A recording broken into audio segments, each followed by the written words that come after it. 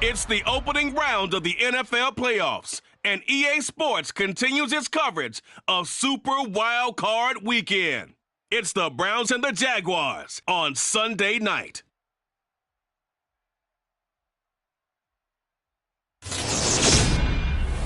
Something we've only seen less than a handful of times since this franchise was born back in the 90s, and that's Jacksonville hosting in the playoffs as we welcome you to TIAA Bank Field. Coming up, it's the final game of Wild Card Weekend, and we've got a good AFC matchup in store between the Cleveland Browns and the Jacksonville Jaguars.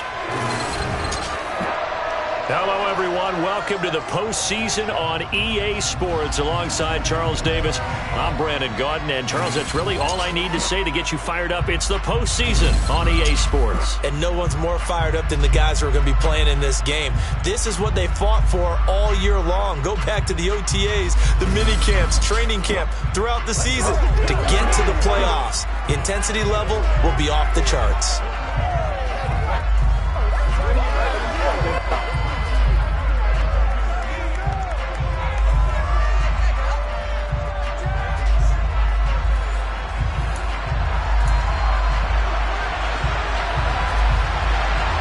The battle for the Lamar Hunt Trophy begins as we're underway in this AFC wildcard game. Now Jamal Agnew from his end zone. And it's a pretty good return here as he'll get this up to the 29. So here's the first drive now for the Jags. And they'll be led out by the first overall pick from a couple of drafts ago, former Clemson Tiger Trevor Lawrence. And as we continually grade players, especially quarterbacks, how about this young man? Second year in the NFL, guided his team into the playoffs, and now he wants to show the world that they should buy in on him because he wants to evolve from that young quarterback to that true team leader that takes his team deep in the playoffs.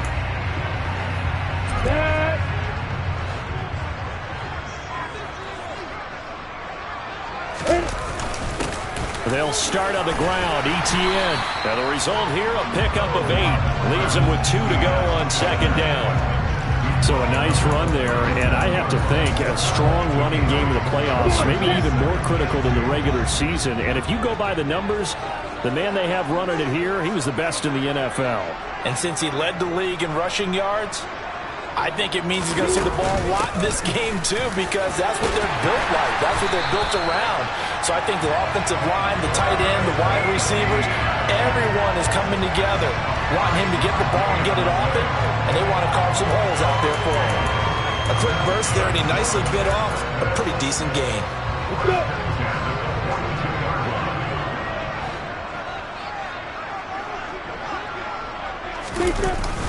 On 1st and 10, it's ETN. And he'll get what he can up the middle, 3 yards. That'll bring up second down. Well, that's just a pile of bodies there, and that's when you kind of find out who's a tough guy, right? Who can stand up and make a play. It was only a 3-yard run, but for both sides, they had to walk away from that feeling like, okay, I can stand up when the going gets tough in here. And this will be a Jaguars first down as he's got this up to the 45-yard line. They did tell us they wanted to establish the ground game early, didn't they? They did, and a small sample size that we've seen so far, but pretty good return. Yeah, you got to like that. They've strung together a couple of first downs, established what they wanted, the running game. And guess what? They also got their lead guy running it pretty well, too. And he's going to be hemmed in and brought down right at the line of scrimmage. No gain on the play there, second down. Now, that's a mountain of a man that just made that stop, isn't it? But he's more than that. This guy's nimble and quick. More than a space eater, he just made a great play there.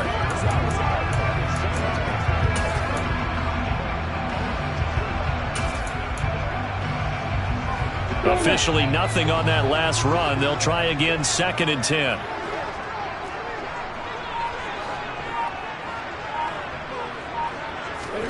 And now they'll throw it with Lawrence.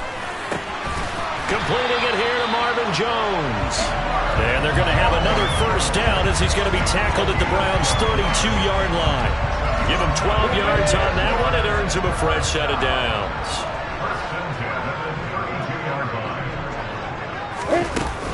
A shotgun snap and a give to ETN. Yeah, this will leave him a yard short. Nice pickup of 9 yards on first down. Someone's looking fresh, and his O-line is definitely licking their chops. Everyone likes to run block. If you're an offensive lineman, nice early burst, nice gain, too. They'll come up now on 2nd and a yard. Running out of the gun with Etienne. And he'll get him inside the 15 down to the 14-yard line. 44 yards rushing for him now as he has started this wild card round with a flourish. Quite the opening drive march they're on right now. It looks a lot like what we saw in practice prior to the game, doesn't it? You know, because on that last big practice beforehand, you go through your offensive script. You go through your play calling. You go through all the stuff and establish things. And it looks like it's going like clockwork right now for them. And he's going to be met at the line of scrimmage and taken down. The linebacker, Jeremiah Owusu-Koramoah, on the tackle.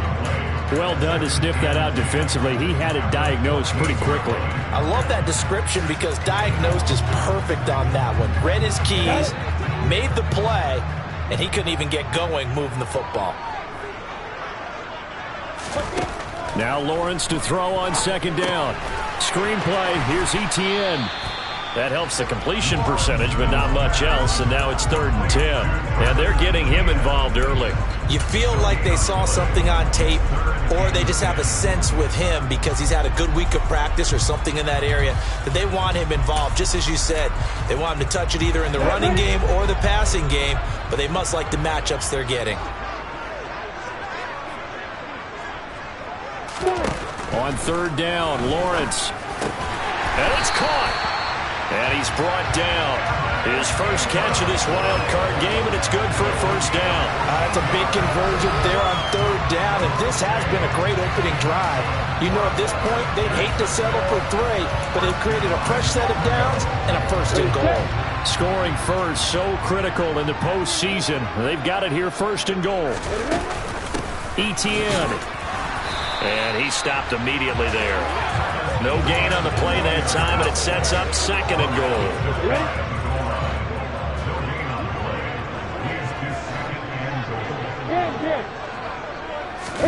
Lawrence on the sneak, and he'll get it. He's over for the touchdown. The sneak successful from a yard out, and the Jaguars will strike first here in this wild card matchup. So they take the opening kickoff and drive it all the way down the field. And that's the last thing you want defensively. On the road, in the playoffs, and now you're down a touchdown right away. Riley Patterson now for the extra point.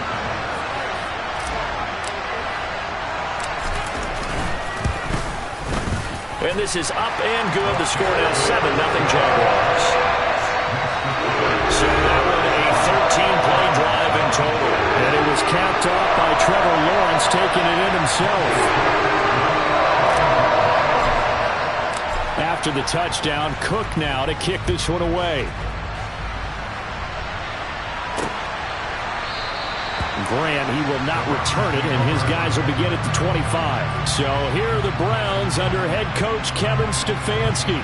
They'll be led out by Deshaun Watson. Of course, he won a national title at Clemson and already has 3 Pro Bowls under his belt in the National Football League. And he was absolutely sensational throwing the football all year long, better than 40 touchdown passes. That means he made good decisions, and his team trusted him with the ball. So I can't imagine a scenario in this game where they changed their philosophy. If they trusted him in the regular season, they're going to trust him now and let him turn it loose. Watson's throw into the hands of Peoples-Jones. And they get him down, but not before he takes it across the 40-yard line. First catch of this wild card game for a 1,000-yard receiver in the regular season. He's got a first down, too.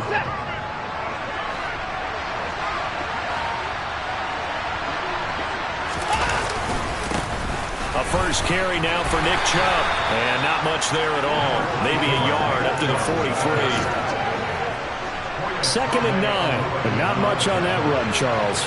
No, that's exactly the way to execute a run blitz there. They guessed correctly that they would move the ball on the ground, honed in on it, and stopped him. Marked that down for a win in the defense's column.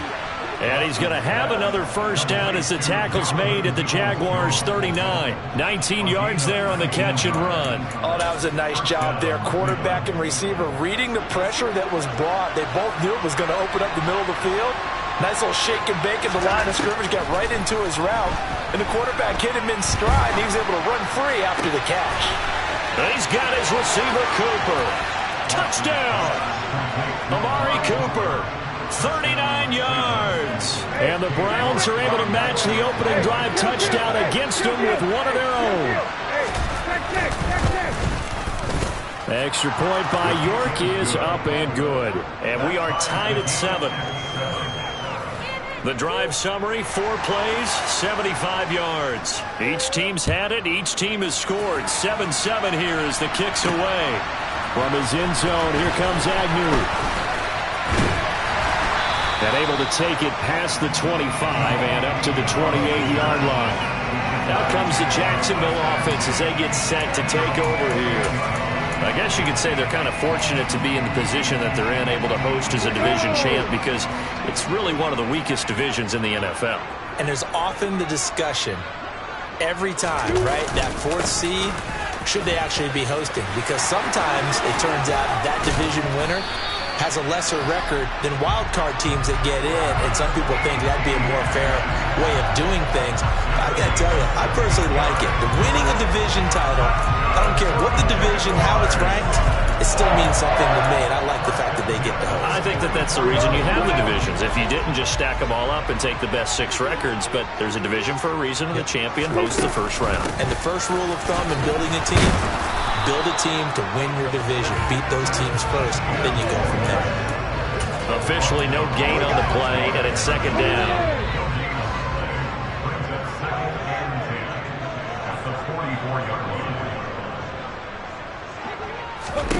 Now Lawrence. He's going to air one out. And he knocks the ball away, and it falls incomplete. Partner came into this game eager to see how they would hold up in man coverage.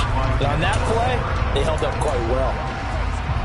They had the incomplete pass on 2nd down. Now they need a big play here, 3rd and 10. Ready to go. Now Lawrence gets this quickly to Ingram.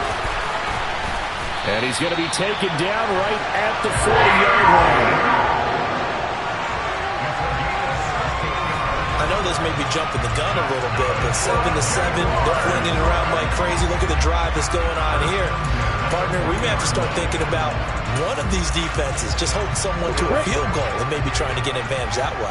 So a 1st and 10 upcoming from Browns territory now, right at the 40. ETN up the middle. And he can only manage to get a couple. 2nd and 8 coming up. You've got to be impressed by that defensive front on reps like those. They were not being moved off the line, kept their shoulders square, and gave their teammates time to fight to the ball and limit that gain.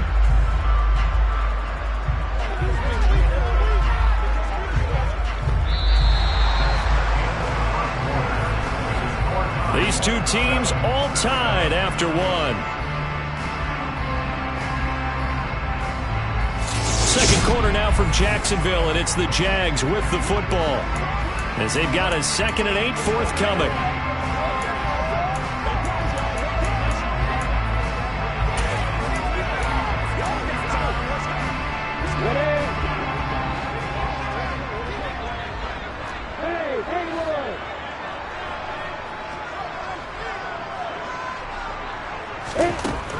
Lawrence will throw. He'll get that underneath ETN. And he'll be marked down at about the 26-yard line. Good route, good pickup for 1st down yardage, and that is a tough one to cover, the angle route, because a running back getting out of the backfield, if you're trying to cover that, especially if you're in the linebacker spot and you're seeing this play develop, he heads out towards the flat first, and that often gets you to overcommit running in that direction. Then he cuts back up inside you into the middle of the field. That's what we just saw there for a nice pickup. From the 24, Lawrence. He'll get this out to the flat for ETN. And he'll head out of bounds inside the 10. Mark him down at the 9. A nice pickup of 14, and it moves the stick, sets up a 1st and goal. And this has been a nice answer to the touchdown drive against them a few minutes ago because they've come out and reestablished the tempo. A nice throw there, and they're putting together a very strong drive as a response. Straight ahead, Etienne. And the stop will come inside the 5 at the 4.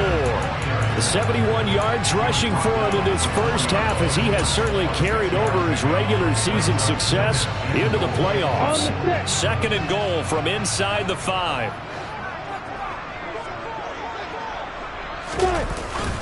He'll try again, and he'll be stopped up short as the tackle is made at about the 3. Calling a gain of a yard as they get a little bit closer here. It's 3rd and goal. His path became similar to almost running a stretch play, didn't it? Trying to find a crease, anywhere to put his foot in the ground and cut back. It just never materialized. On 3rd and goal, Lawrence. The quick slant caught. And the stiff arm proved fruitful for a second, but the daylight quickly snuffed out. A terrific job there to keep him out of the end zone. And now it'll be 4th and goal. I thought they might take a shot down the field, but instead they ran a little drag route there. I think they were hoping he could catch it and run away from the defender. But a really good job keeping the play in front of them. And he is over the line for another rushing touchdown. Is he a quarterback or is he a tailback? Trevor Lawrence with a 2nd touchdown in this first half. And the Jaguars' decision to go for it pays off with 6 points.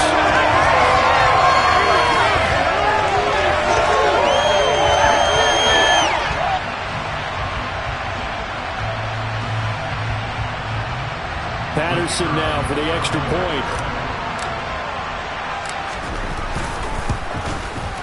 And he's got it. It's now a 14-7 ball game. So that drive, 12 plays in length. And he was capped off by Trevor Lawrence taking it in himself.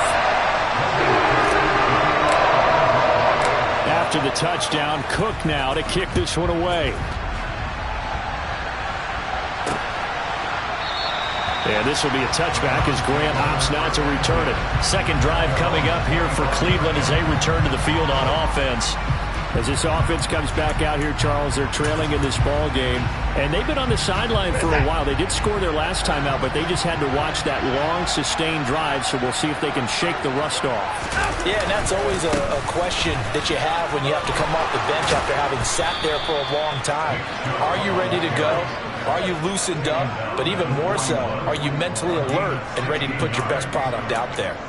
Good running right there. And this is a man who was a 1,000-yard rusher in the regular season, so you know he's going to get his chances. And he picks up nice yardage on that one. They run again on 1st down, Chubb. And he'll be taken down at about the 45. I feel like I could see what he was thinking on that carry. He wanted to follow that big tackle through the hole. Ended up only getting 4 yards on the carry. I think he had designs on that one being bigger. And only a couple there as he'll take this up to the 47.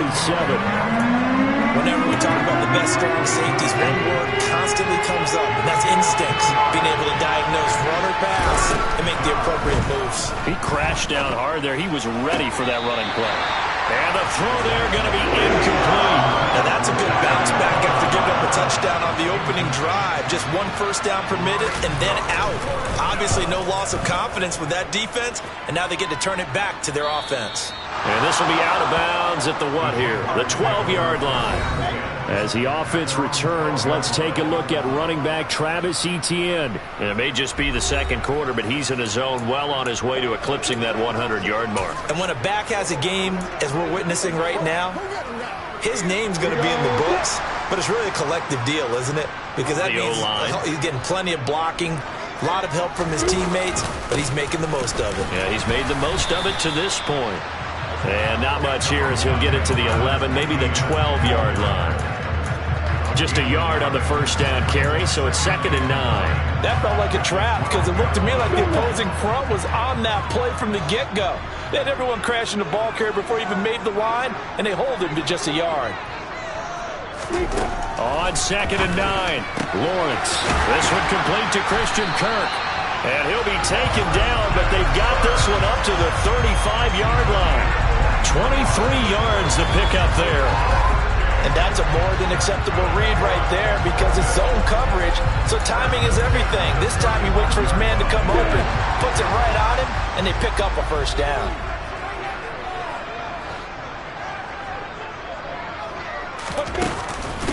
Here's a give to Etienne.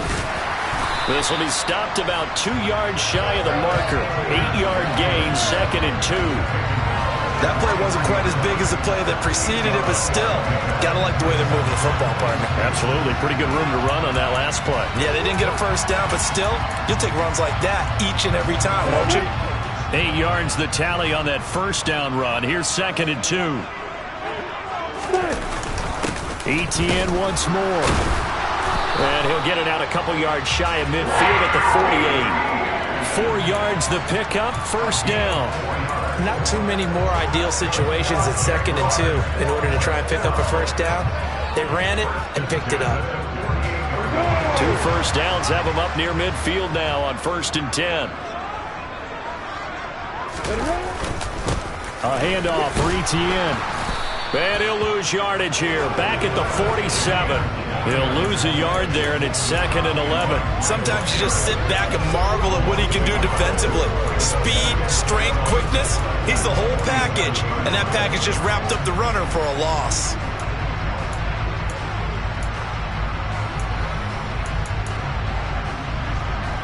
Looking at a 2nd and 11 now after the loss.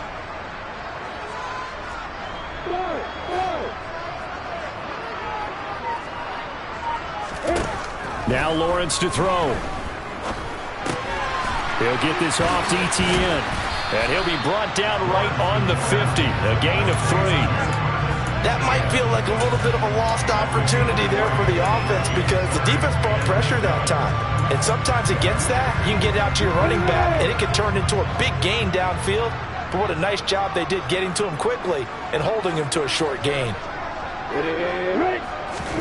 From midfield now, Lawrence. And that's going to be incomplete. The contact there enough to jar that ball free, and it brings up 4th down. On 4th down, on is Logan Cook to punt. Back deep, Jakeem Grant.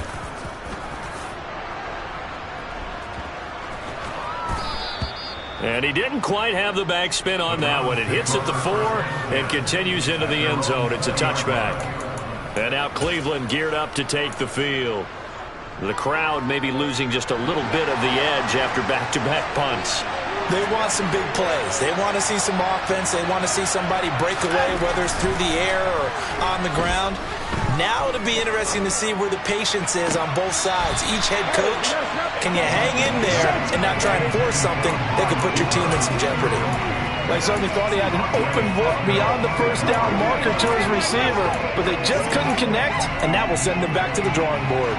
They'll try again from the 20 on 2nd and 10.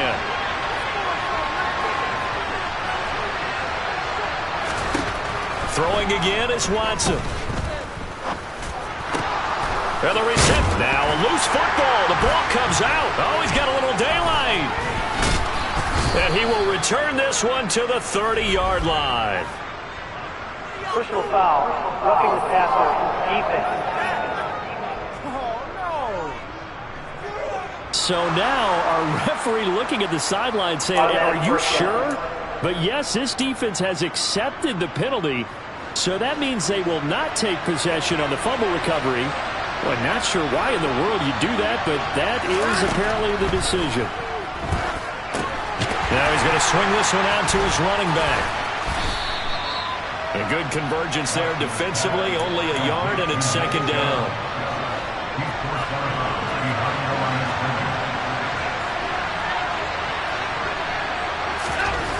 Back to throw, Watson. And he'll be out of bounds after getting this one across the 40.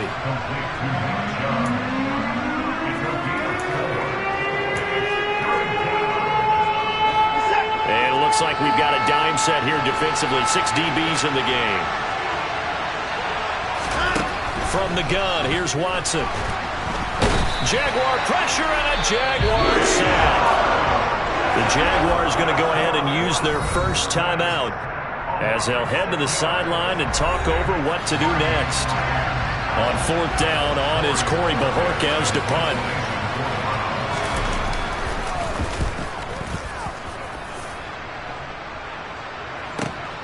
On the return, here's Agnew.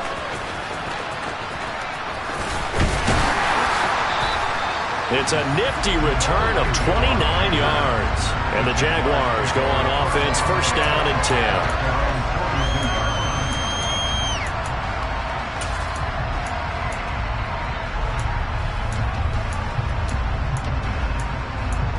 And now out come the Jags. As we eke closer and closer to intermission, Charles, remember last time out they punted. They would love to get points here, especially if this is going to be their final possession of the first half. Yeah, and this is what close games feel like because the pressure is on both sides, but sometimes the pressure is a little bit higher on the team with the slight edge because they're trying to hold on to that, trying to increase it. Let's see how this one continues. So roughing the passer here, even though said passer wasn't a quarterback. And this is a call, partner, I think you might see once a decade or so. But the officials know the rules better than anyone, and you have to know them when you're on the field. Anyone throwing the ball gets the same protection as a quarterback. So if he gets hit late, that's definitely going to draw a flag. That one a pickup of 15 for Jacksonville.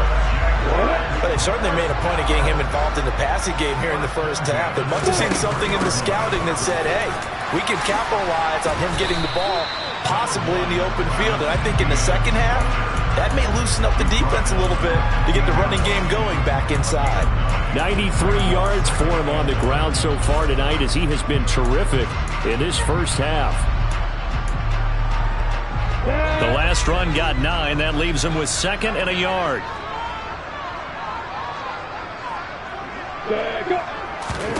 Here's Lawrence to throw. And it's intercepted at the goal line.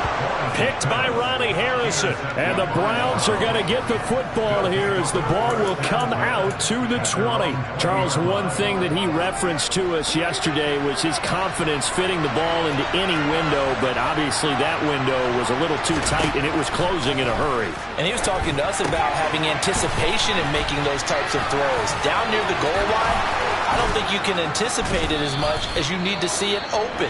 You've got to be precise with your throws down here in the red zone. That one goes into double coverage, and he gets picked off. So from the 36 now, first and 10.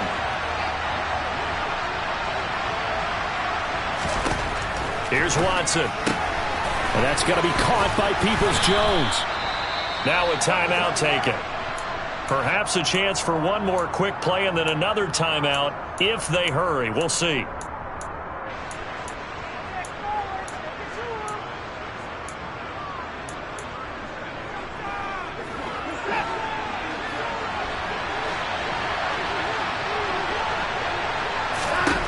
To throw again on second down. Watson. And he's left with no option here but to throw it away. To this point, I've been impressed with the work defensively. They have not allowed a lot of receivers to run free. And there's another example, another incompletion. Now they face a 3rd down and 4 after that incompletion on second down. The final shot before the break, Watson. He's going to float this over the middle, deep. And unable to connect, incomplete. I'll give them credit, they took their shot, but it's going to bring up 4th down. So we're at halftime of this AFC wildcard matchup. As we send you a couple hours south of here to Orlando, that's where we check in with a coach and our EA Sports halftime report. All right, Brandon, thanks very much. This, the last of our 3 games on this Sunday. One more to follow tomorrow night as we wrap up a very exciting 3 days of Super Wildcard Weekend. On to a look at the next-gen stats for the Browns in that first half. And they weren't able to get a whole lot done throwing the football. That'll likely be a big key if they want to turn things around in the second half. Meanwhile, for the Jaguars, we check out their numbers on the ground as they'll try to keep the momentum going into the second half. Plenty of adjustments likely being made by both teams in their respective locker rooms. To find out who advances to the divisional round, let's get you back out to Brandon Gaudin. Okay, Coach, adjustments likely going to play a big role in this 3rd quarter in what's been a tight contest so far. Both teams trying to avoid being one and done in these playoffs as we start the second half of this AFC wildcard game. And no fireworks to start the half. This will be a touchback. The Browns offense getting set to go to work here to start the third. And Charles, that had to be an interesting locker room at halftime. This is a team that's had so much success this year. Haven't really had to deal with a lot of adversity at halftime, to be honest. But now here they are with their playoff lives on the line. And I think when you're alluding to that interesting locker room, you're just wondering, how are they handling that bit of adversity that they're seeing right now? Because I think this is a team that has to look to lean on the veterans at this point. We know we're better than this. We've proved it all season. Let them disseminate that confidence through the locker room. But this opening drive, it'll be an important one for them to give a little jolt of confidence moving forward. And up to the 35 before they're able to knock him down. His second catch of this wild card game, and it goes for a first down. A nice grab there for a guy coming off a terrific season, one that saw him have over 100 catches. And when you have that many catches, that means you're a full part of the offense. And let's face it, he's been as good as anyone in the NFL this year. So figures he's going to play a big role in whether his team can advance in the playoffs. And he'll take it into the end zone for a Browns touchdown. I guess when you look back on it, it was just a matter of time until he popped a big one like that. And, you know, at halftime, you and I discussed it. They had done a nice job on him in the first half. But there were a couple of occasions where it felt like he might wiggle out of traffic and take it to the house. Finally here in the second half, that got done. Nothing separating these two teams on the scoreboard as the kick's away here. Fielded just outside the goal line. And he's up across the 25 and down at the 28. Here comes the Jags offense now. Time for their first possession of half number 2. Their halftime lead now evaporated. We're back to level following that touchdown a moment ago. And that shouldn't change the mindset a whole lot from an offensive perspective, because they already knew this was going to be a hard-fought game. Now they just need to go out, execute their game plan, and keep moving. Daquan Jones in on the tackle there. Ladies and gentlemen, that is a force of nature at the defensive tackle position. Yes, he's as big as they come, but still plenty agile. He's able to make a nice play there to swallow up the ball carrier. Come on, set.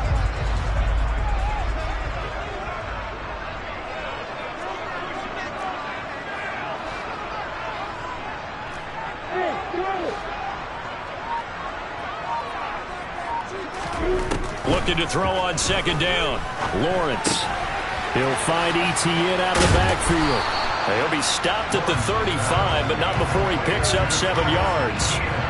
It's funny, throughout the time that we've been together, when we talk with running backs about the ability to catch the ball, their eyes light up when they talk about open field and having one-on-one matchups, don't they? Yeah, they do. And that's the reason why. What we just saw, shedding those tackles, and that's what they're used to doing. It is, and it starts at the beginning of the play. One-on-one matchup with someone trying to cover them, but they also like those one-on-ones downfield after the catch when they're running with the ball. They think they're going to win those, too. Well, that last run makes this a 100-yard night. I've loved the way he's hit the holes. He's been quick, he's been decisive, and he's been a whole lot of fun to watch.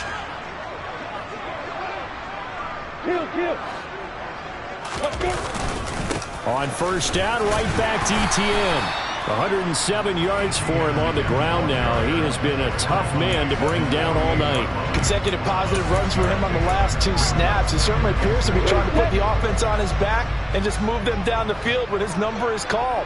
The way he's running it, I keep going back to it. On second down, a run with Etienne. And he'll be brought down at the 48-yard line. A gain of 5, good enough for the first down. But that was a unit that understood exactly where the first down marker was, handed it to their guy who could run it, created some space, and he got there. And they'll go again with Etienne. Broke through some contact, but unable to reach the 40. It's a 7-yard carry to set them up with a 2nd and 3. But no matter how they phrase it, staying on schedule, staying ahead of the sticks, whatever you want to call it, 7 yards on first down, that fits the bill. Etienne with it. And this winds up a pickup of 2, maybe 2.5 to about the 39. You know that old expression, it's not my night? It hasn't been his so far. I don't know if the legs are a little bit heavy. Sometimes having to hang out all day and play doesn't exactly play to your advantage, but it's been a tough go for him. Every time he looks up, somebody's there defensively. That was the same case on that play. It's been a good drive so far. They just wanted to keep it going, so they call low risk, low reward play. No one's worried about picking up big yardage here. Quarterback sneak, keep the chains moving, and pick up another first down. Line of scrimmage, the 37 on 1st and 10. They'll run. It's Etienne. And this will go as a gain of 7 as he gets it to the 30-yard line. Hey, when you get good yardage like that on first down, it really does a whole lot of good for your entire offense. But I love the way he's finishing those runs. At the end of things, he's making sure he gets just a little bit extra. On 2nd down, Etienne once more. And he's able to work his way down inside the red zone to the 19-yard line. 11 yards there for Jacksonville and a first down as well. He continues to have a big night here under the lights carrying the football. And some guys prefer night games. For whatever reason, their bodies react a certain way. They love the spotlight. Maybe that's what it is. The best seats in the house, the ones where he's carrying the football for his offensive teammates. The worst seats, the 11 guys trying to tackle him on defense. Officially, it's a 1-yard loss. That's going to bring up 2nd and 11. Well, that was one of the few times they've been able to contain him thus far. He's over 100 yards for the game, but he lost a bit off his total on that carry.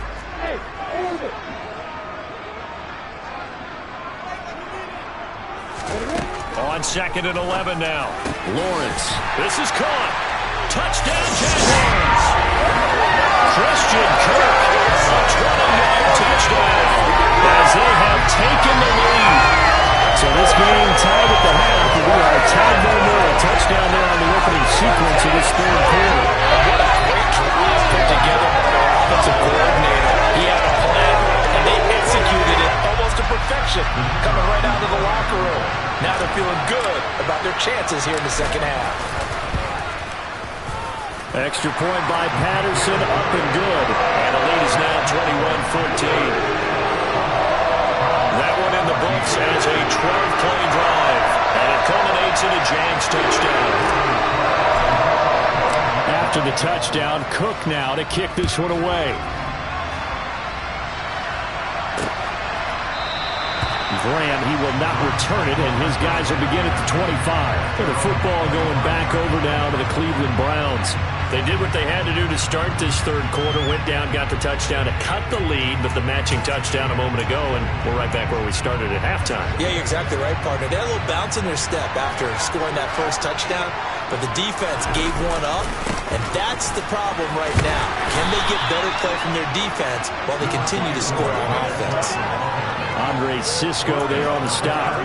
They'd love to just strike back with a touchdown right here, and if it's a long play, so be it. But the main goal, get a couple of first downs, run some plays, run some clock, allow their defense to get a chance to catch their breath, settle down, and relax a little bit after they just gave up a score.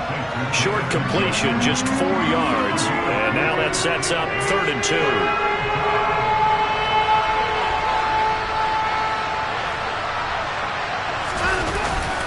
They'll run for it. Here's Chubb. Give them the 3rd down conversion. 5 yards on the play.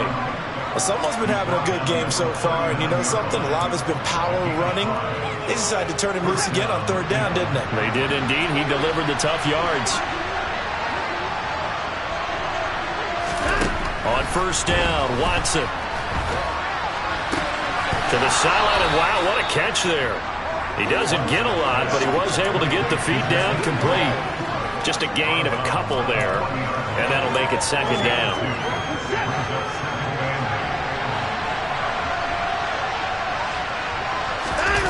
Now we'll play fake, and it's Watson. Going out wide, finds Chubb. And he's going to be out of bounds, but not before he takes it inside the 40. 22 yards there, a 1st down. I think you'd have to say Nick Chubb, pound for pound, one of the most powerful runners in the NFL. He proved it there. So in Jacksonville territory now. Here's a 1st and 10 at the 38. Throw left side, caught by the tight end, Njoku. And he's going to get this inside the 30. Back-to-back nice plays, 12 yards that time and a 1st down. When you get a big tight end like this, sometimes it takes more than one man to bring him down. Oftentimes your best bet, just jump on and hold on and wait for your teammates to arrive to help get him on the ground. Eluding the pressure right. And he works his way past the line of scrimmage and then slides to a halt. He'll wind up getting right about 4 there on the scramble, and it's second down. Now Chubb running right. And maybe a measure of revenge there. He's had his way in this one, but this time they get him behind the line. This will be a loss of 3, and now a much tougher third down looming. I know that speed is the hallmark of today's NFL game, but the key to good rushing defense is still having your linebackers set the edge. Play number 9 on the drive coming up, and they need 9 yards on third down. Now it's Watson. And he is going to be taken down. And that should be the final play of this third quarter. Josh Allen able to drop him for a loss of 2, and that will bring up fourth down. 1 quarter remains for the right to survive round 1 here in the AFC. This is the National Football League on EA Sports. Back now in Jacksonville. It's the Browns with a deficit. They're trailing, but with the football here to start the fourth. York able to send this one through, and that'll bring them back within 4. So an interesting call there to take the 3. I mean, I guess they're thinking that their hands were tied, but, you know, fourth quarter, that field goal might not help them that much in the air. Yeah, eventually they're going to need the touchdown. The thinking must have been they didn't feel confident about picking it up there, hoping maybe on defense they can get better field position, get a turnover, get a better play, and then they'll have a chance to attack the end zone. And they'll start this drive just across the 30. Pretty nice work on the return. The Jaguars getting set to go. And right now they're just looking for a little more cushion, trying to make this a 2-score game. Points here would go a long way, obviously, to propelling them into the next round. And this is where the head coach, offensive coordinator, they've had to set a tone all year long about what they do on offense. So most teams want to stay in attack mode, but you have to do it with some bit of caution, don't you? Because you can't come away with no points. You need these points here in order to feel a lot better about where they are in this game. But this time of the year, playoffs, game of this magnitude, this is what we hope for. Yeah, it's exactly what we hope for. You want to run your offense cautiously, but not so cautiously that you just give it up.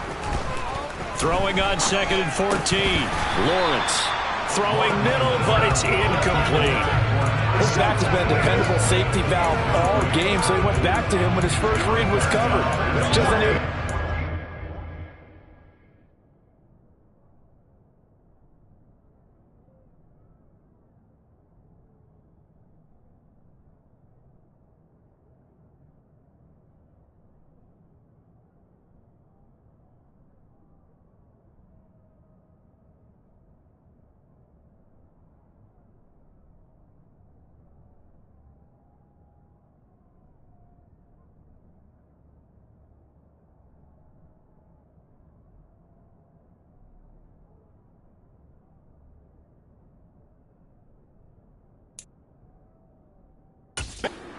So the play results in no gain. The offense on third down tonight, they've converted 4 times out of 6. Not bad. This is 3rd and 14.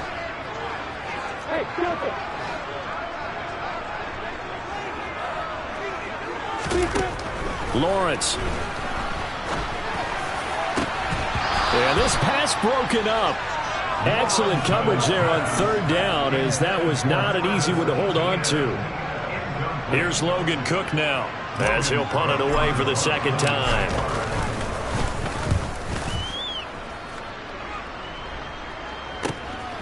Now a hit and a loose football. And they will take over at the 29-yard line. I remember sitting in special teams meetings, and at some point during the meeting, the coach would always say, you better treat this one just like you're playing offense or defense. It's a big part of the game.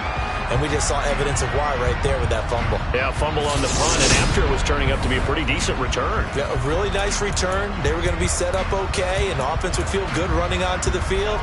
And now the defense has to try it out there and try and slow them down. On first down, they'll go to the ground attack. Now, he's able to break through 1 tackle, but it slowed him down enough that he could only manage getting back to the line of scrimmage. When we talk about defenders, specifically linebackers, keeping their eyes in the right spot, he had that eye down the entire time. And you know that's not easily done because they throw a lot of misdirection at you. They try and fool you and get your eyes in the wrong place. But you're right about that one. He correctly figured that one out and made a really nice play.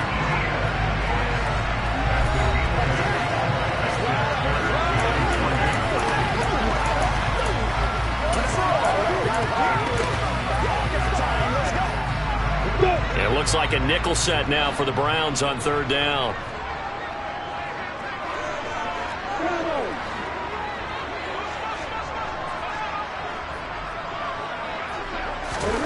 Looking to throw, Lawrence. ETN bringing in another one. And he will be brought down at about the 6-yard line. They're able to convert on third down, and that sets up a 1st and goal. And that certainly appears to be a critical conversion right there because not only do they keep the drive going, they take valuable time off the clock as well. They have to feel really good about that last completion. So 1st and goal, 6 points here would go a long way toward wrapping this one up. And they'll run with ETN. And he gets halfway there from the 6 to the 3 on a gain of 3. And Brad, they went to a nickel defense, and that's a surprise this close to the goal line because ordinarily you use the back end of the end zone, the sidelines as extra defenders, and you want bigger people on the field to try and help against the run. Once more, ETN. And he'll take this into the end zone. Touchdown, Jacksonville. Travis Etienne, a 3-yard touchdown run. And the Jaguars get an important score there to extend their lead here in this 4th quarter. And that's certainly going to bump up the old win probability index because now it's a 2-score game here in the 4th quarter. Yeah, you're taking me into that deep water now. Win probability index. This game's definitely not over. We're not looking at a 0.5% or something. It's just 2 scores.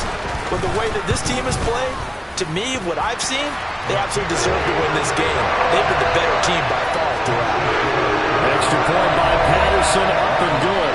And that pushes the lead up to 11. After the touchdown, Cook now to kick this one away. And it'll come out to the 25 as King opts for the touchback. Ready to take over again on offense. Out comes Cleveland. If they want to advance in this divisional round, look, obviously the time is now. Trailing here in the 4th as they go to work on a crucial drive, 1st and 10. They start on the ground with Nick Chubb. And they're able to get this one across the 35. Right off the bat, it's a 1st down to start the drive, 12 yards. Despite the score, despite the deficit, no quitting this guy. He's running angry, running through arm tackles. He wants to change what that scoreboard is saying. Now a 1st down throw. Watson over the middle. Amari Cooper. It's complete. So a good spin move there before he's taken down. A nice little gain. You cannot write these guys off just yet, not with a quarterback like that under center. You mean it actually crossed your mind with him running the team that you could actually maybe write this game off? Not yet. Not a chance. Not with him. We've seen it too many times. That 2nd down play nets a -4. An interesting and intriguing decision there defensively because they kept extra DBs on the field despite seeing the multiple tight end look that came out for the offense. I thought they were going to switch out of it. I didn't know if they felt they didn't have time or what the case was. Well, in any event, the extra speed allowed for great penetration as they stuffed that one behind the line of scrimmage. They set up the screen to Chubb. And he'll go down right around the 47 this time. And the screen only good for 3 that time, and it'll bring up a 4th down. The key to any screen play is all in the deception. And that means everyone on the offensive side of the ball. But someone gave it up because that one wasn't very well concealed. And the defense able to rally to him and hold him for just a short game.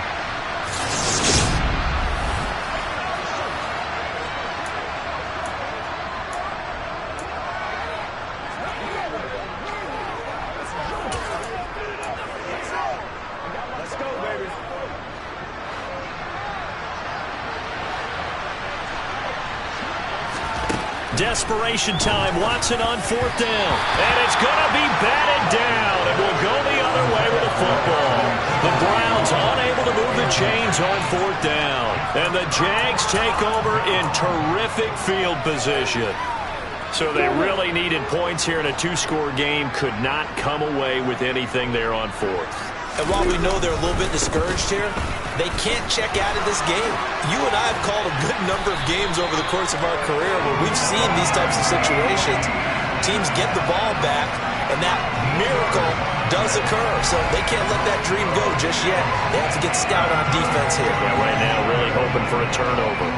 And I'm guessing you'd say this is kind of the key here. Grind out some yardage, work on that clock, see if you can continue to tick it down. Definitely. You want to bleed things out at this point, right? Continue to possess the football, gain some yardage, and put the onus on the defense.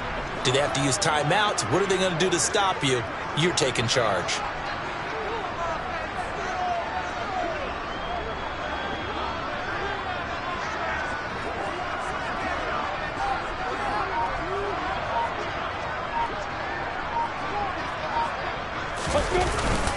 On 1st and 10, now the ball comes loose.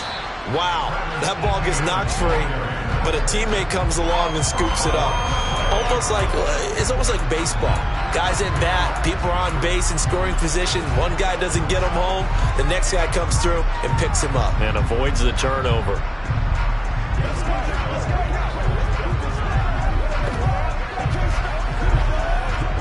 The fumble on 1st down. Now here's 2nd down.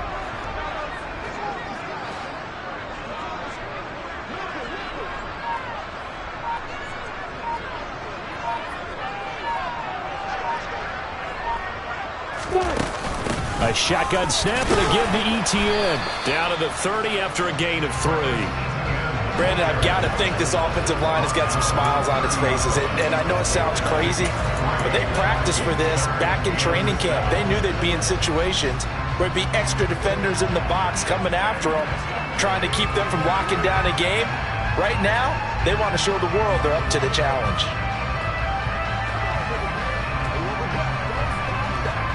The offense on 3rd down tonight, they've had good success, 5 for 8 to this point. This is 3rd and 7.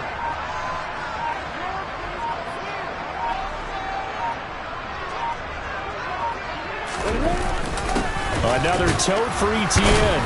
And this effort will not get it done. He stopped well short of the 1st down at the 29. Just a 1-yard pickup on the play, and it'll be 4th down. 2 minutes left to play in this football game here on EA Sports.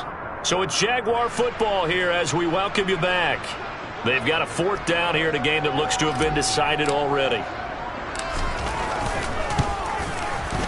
Patterson's kick is good. And that will extend their lead even further. So after 4 touchdowns in the game for this offense, this time they're forced into taking the 3. But you did mention 4 touchdowns, right? So 4 out of 5. Not too bad. I think that's a pretty good record for them. Here's the Jaguar kick team now as they run up and send this one away. And it'll come out to the 25 as King opts for the touchback. So Deshaun Watson in the offense. Down by 2 touchdowns. 1:56 to go. It's certainly a tough situation on the road, needing 2 scores to stay alive in the playoffs as they come up 1st and 10. Watson to throw. Nothing open downfield, so he'll throw it away. The nice thing is that you've still got all your timeouts, so the middle of the field, that should still be an option, especially if you see the defenders pinching the sideline. You can run a little seam route right here and pick up some nice yardage. And he'll get this up past the 25 before he's out of bounds. He'll get only 3 there, so it leaves him with a 3rd and 7 ahead. And right now, defensively, you love that, don't you? I mean, you'll give him that play. And they'll take it every single time. This is almost like nickeling and diming it downfield, and too much time's going to run off the clock. To throw, Watson. Pass complete to Green. And past the 40 before he's out of bounds. A good pickup there for the Browns, 15 yards.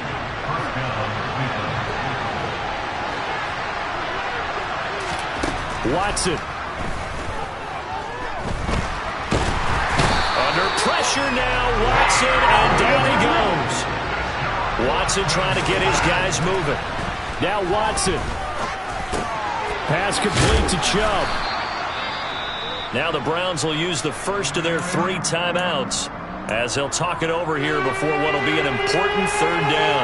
We'll see what they have drawn up here. A little bit behind the line. 12 yards needed to gain a 1st down. He's going to let it fly. And that will be incomplete. Well, they weren't scared to let it fly, but it falls to the ground and brings up 4th down.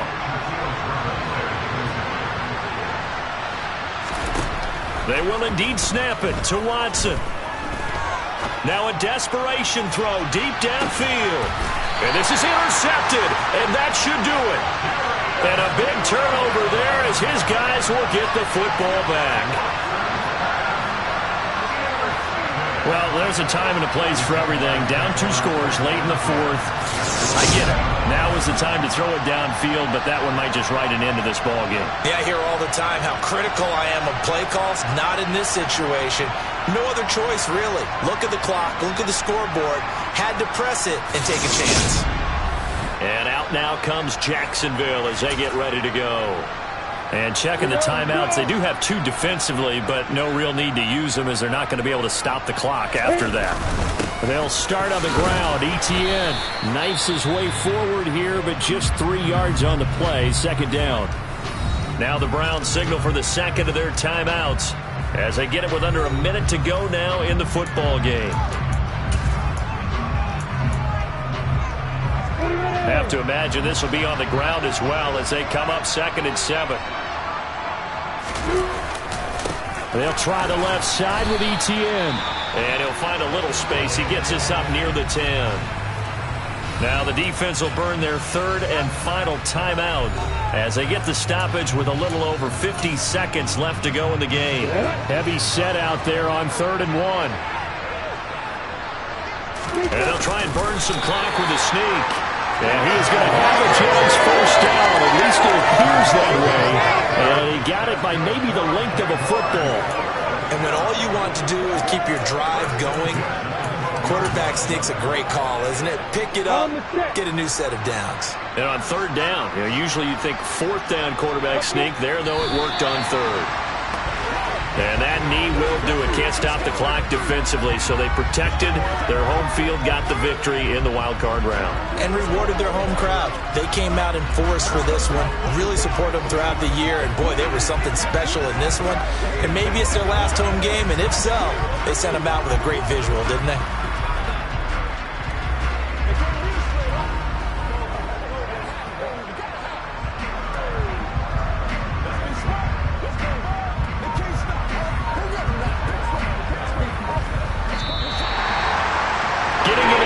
Is one thing. Now they get to move on. Just 8 teams left. The dream stays alive. Everyone's gunning for the Super Bowl. That's the ultimate. But you have to get there in incremental steps. One win today gets them one step closer.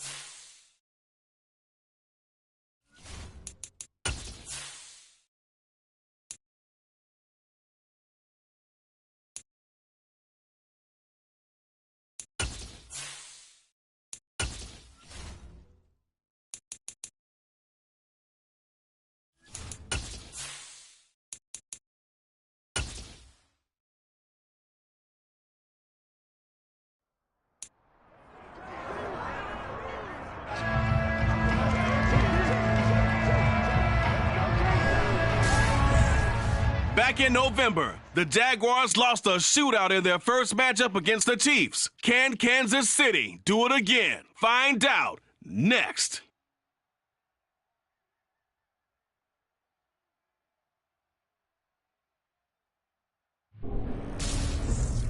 EA Sports coverage of the NFL playoffs brings us to chilly, but of course sold out Arrowhead Stadium in Kansas City.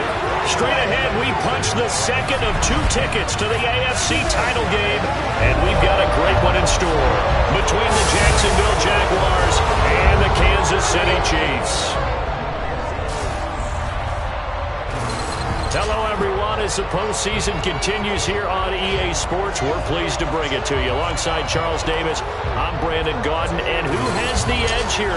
You got one side that had some extra rest, but another comes in off a win last week in the wild card round. And it's funny, depending on which team you are, you say that that's an advantage. You'll take the rest, you'll take the week off, get your guys healed up a little bit and ready to go. But that team that's coming in off of a win last week, they're really excited to keep playing. They feel like they are hot and ready to go.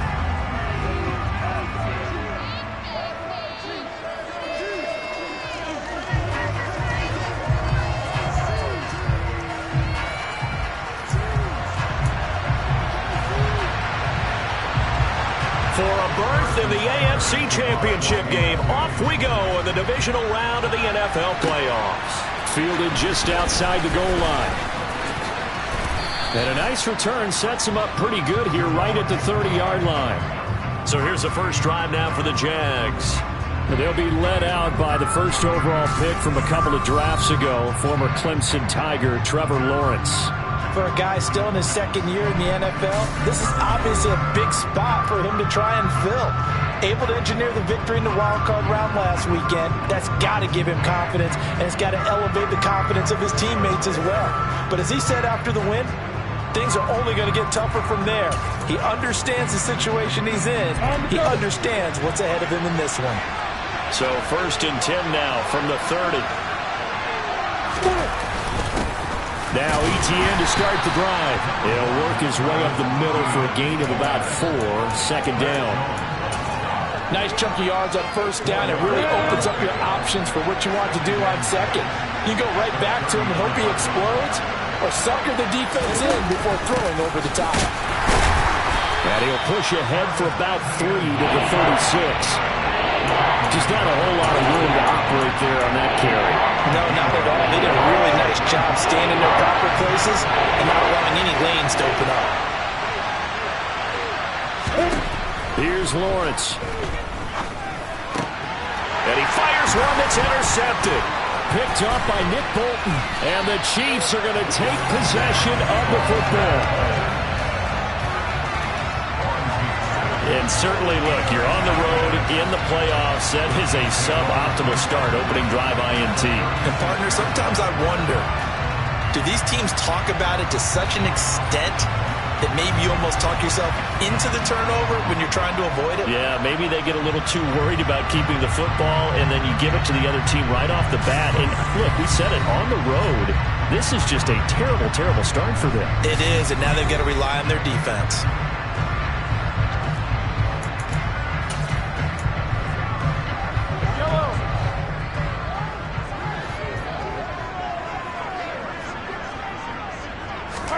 So after the INT, here's Mahomes.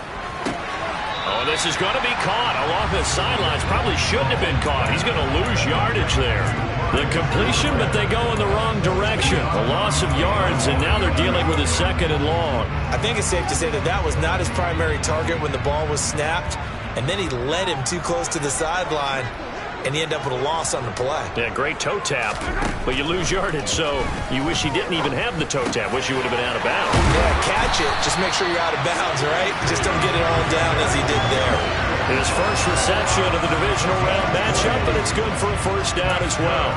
That was a nicely run slant route, and what the receiver's trying to do is make the defender think he's going upfield for a deeper route, and then breaks it off, usually after about 3 to 4 steps, and cuts towards the middle of the field. And now what he's trying to do is use his body to keep the defender away from the football and get the... And in for the Chiefs touchdown. Mecole Hardman from 17 yards out. And the Chiefs are on the board first here in this division round matchup. Extra point by Butker is on target. And that makes the score 7-0. The drive there only spanning 3 plays. And it winds up with the Chiefs hitting pay dirt. From the 6. And he won't quite make it to the 25. Out comes the Jaguar offense now as they get set to take over in January, and it's cold. What's the deal? Is that a factor or is it not a factor? I think a lot of it depends on the personality of your head coach and how you prepare for things. And some things you just can't prepare for. If you're coming from a warm weather site, you can't make it cold enough like it is here in this ball game. But what you can do is just tell the guys, dress for the weather, and then play like we always play. And as the game goes along, typically those guys out there playing, you warm up enough that it really shouldn't affect you quite the same way. Now, if that's all you talk about, if you put that in the heads of your players, it'll affect them in a big way. And he'll take it ahead to the 28-yard line.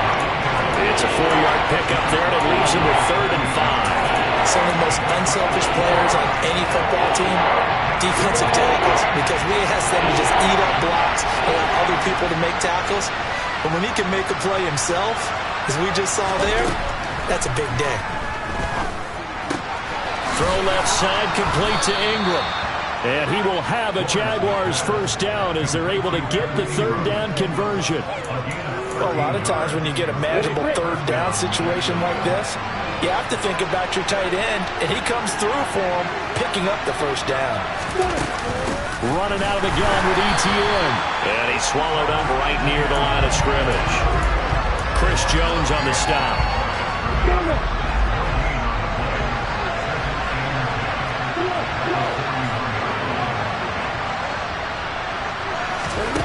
On 2nd down, here's Lawrence.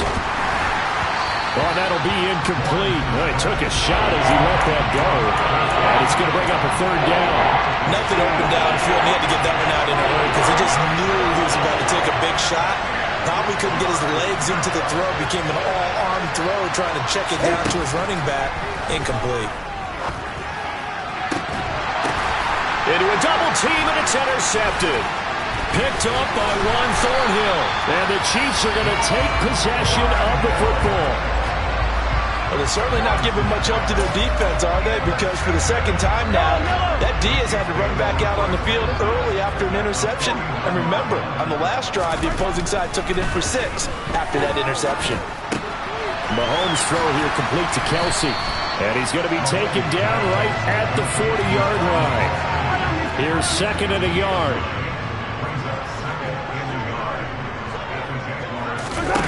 Play action. Now it's Mahomes. Throw left side complete to Smith-Schuster. And all the way inside the 15 before they drop it. The extra effort after the catch makes it good for a gain of 26 and also a first down.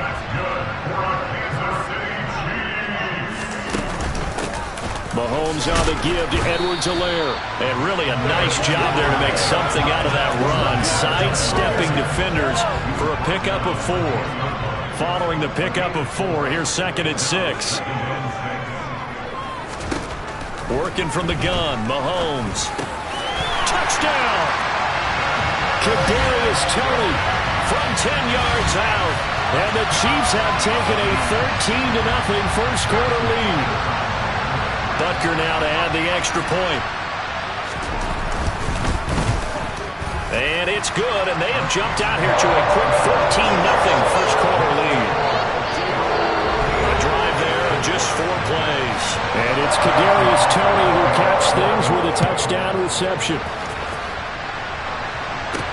Fielded just outside the goal line. And up to about the 26-yard line, just across the 25. He's piloted 2 drives so far, and unfortunately not very well piloted. Both led to interceptions. Now they're facing the deficit. Another touchdown after that previous pick. Starting over here, 1st and 10. Lawrence bringing the Jaguars up, 1st and 10. At their own 26. Trying to shake off the interception from the last drive. He'll look to throw. And he will lose yardage here back at the 23-yard line. But despite the completion, they're going to wind up losing 3 there. Second down. It looked like the defense, they were ready for that one. Really left him almost no room to work after catching the ball. He could throw every move in the book at him. They were there, and they tackle him for a loss. Looking downfield for Jones. That's going to be knocked away and incomplete. Well, you got man coverage on the outside, and my scouting report on these DBs tells me that they love to take matters in their own hands. They want man coverage, not zone. And there was good coverage there that forced the incompletion.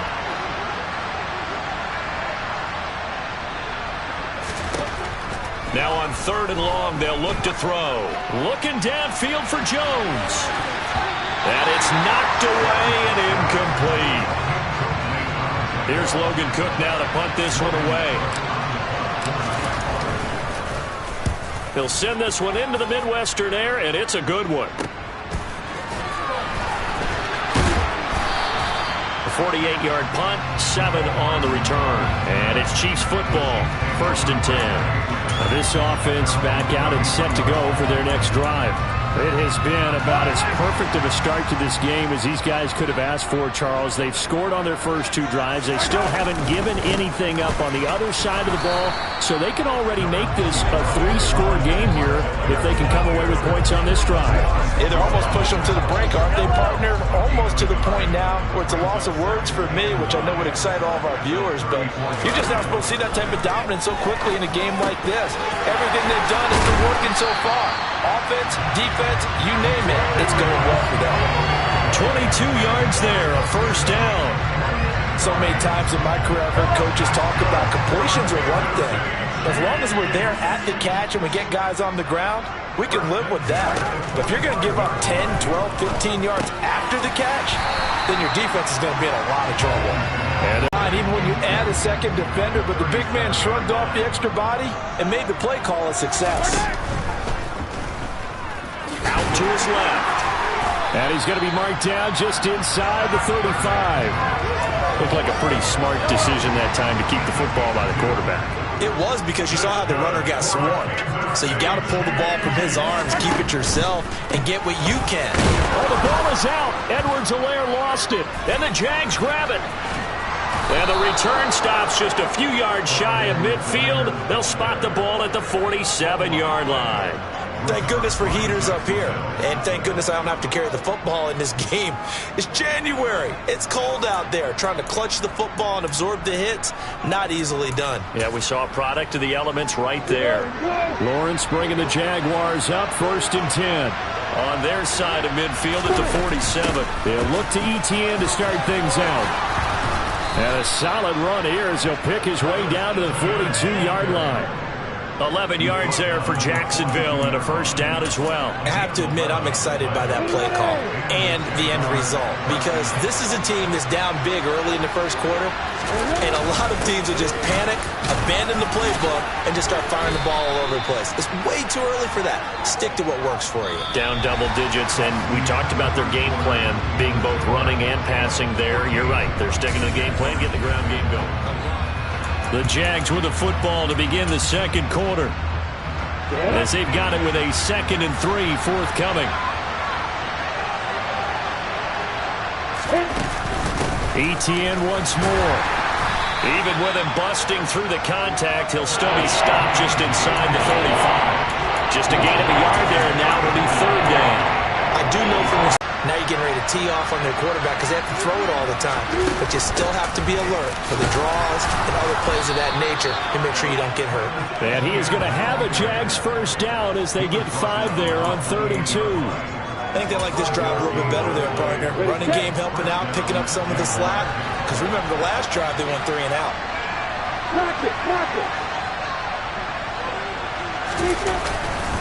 Etienne up the middle. What a great effort there. He's going to get this inside the 15, and they'll spot it at the 13-yard line. Nice run. 51 yards rushing for him now as he has been strong here in the 1st half of this divisional round matchup. Exactly what they needed right there, because they needed to use the ground game to take some pressure off, because the quarterback's been struggling a little bit. This offense finding its legs now. Here's another 1st and 10. Straight ahead, Etienne. And he'll be dropped at about the 11 after only a yard. Early down stuff will put this offense in a precarious position. We know that securing the point of attack, especially against the big-bodied guys in the middle of this D, has got to be priority one. And now they'll throw it with Lawrence. They'll try and set up the screen to Etienne. And he is going to lose yardage here. A yard in the wrong direction makes 3rd down tougher. 3rd down and 9. That's a great job of tackling right there. If he could have made the first man miss, maybe he could have taken it into the end zone. Instead, they stopped him pretty well right in his tracks, and you often see that in the red zone. Offense has to be quick. In this case, the defense was quicker. On 3rd down, Lawrence. Got his man, it's caught. Touchdown, Jaguars. Evan Ingram, a 12-yard touchdown grab. And the Jaguars are back within a score. They get it figured out by the goal line. This is where a tight end earns his money, in the high traffic area. And he's able to work free in the middle of the end zone and grabs that one for a touchdown. Riley Patterson now for the extra point. And that one makes it 14-7. So that drive goes 8 plays. And Evan Ingram able to finish it off with a touchdown reception.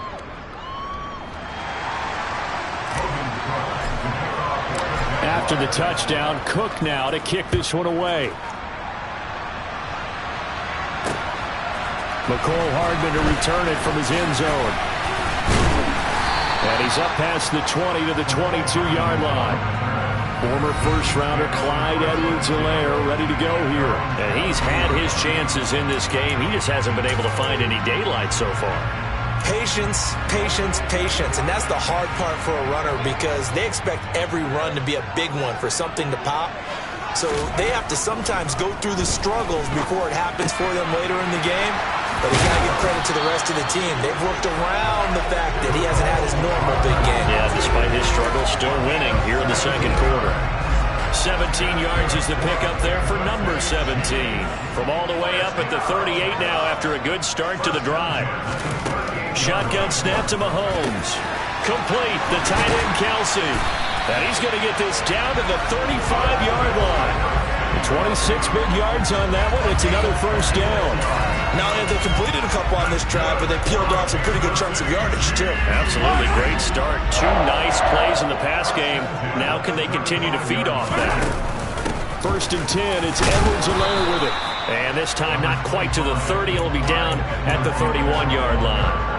After the pickup of 5, here's 2nd and 5. Throwing now is Mahomes. Open man right side is Tony. And he's going to have another 1st down as the tackle's made at the Jaguars' 12-yard line. 19 yards to pick up there. Move the chains. That looked like a pretty good route combination there, because you got to find a way to clear the guy running the drag. Because when you do, you just put the ball on him and then let him run. And get some space. And he showed off the athletic juke. Good little gain there. Not a whole lot of real estate, but a nice carry. 2nd and 1 from the 2.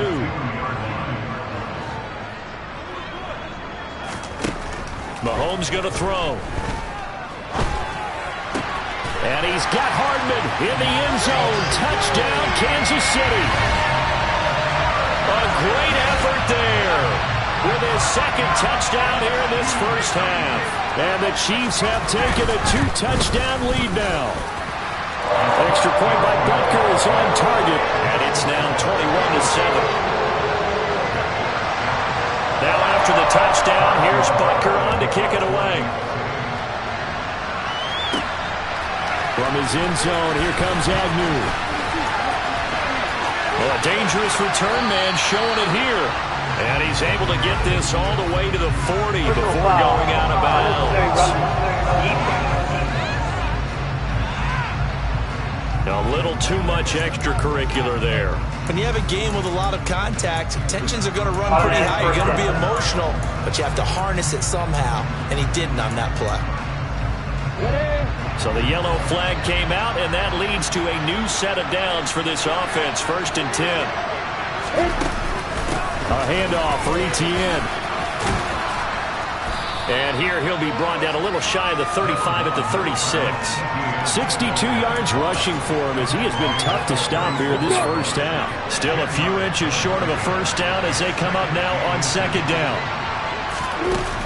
And they'll go again with Etienne. And he gets it down to the 32. 4 yards the pickup, 1st down.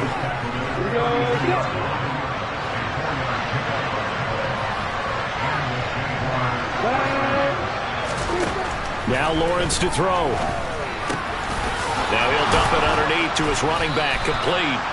And they're going to get this down inside the 15. Well, these guys have definitely been outplayed in the first half. I like their countenance. I like the way that they haven't panicked out there, the way they're carrying themselves. They're starting to move the ball, and what you have to do, maintain your poise and start to put together some drives. Here's a give to Etienne. And now they're inside the 10 as he's brought down at the 9. 5 yards on the carry. Good pickup on 1st down.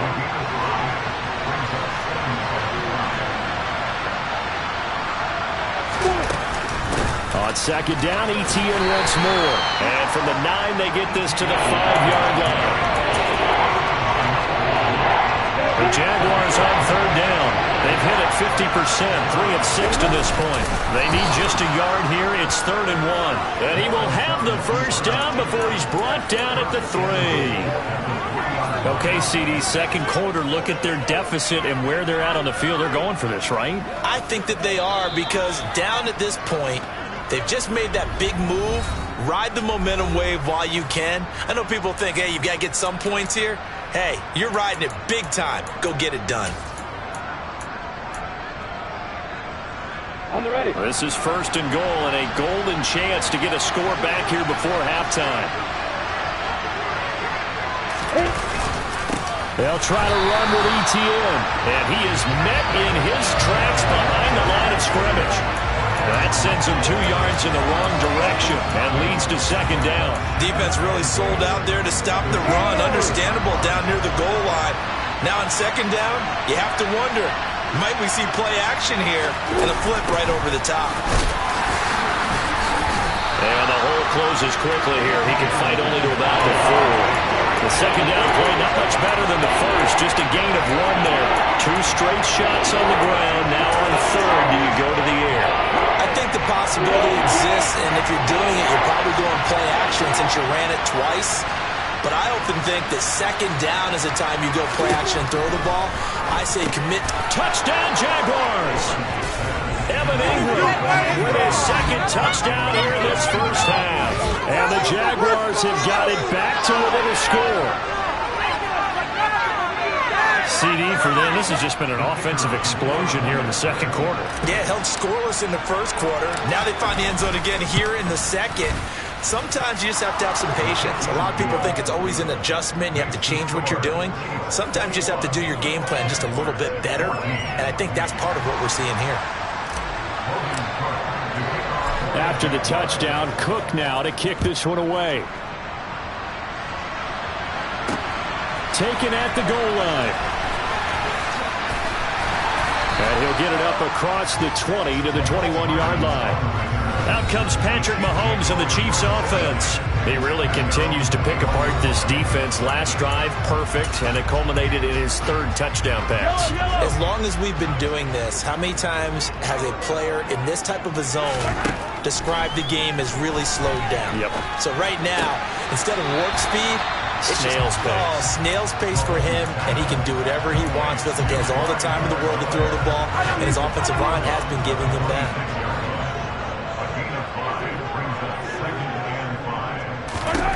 Throwing again on 2nd down.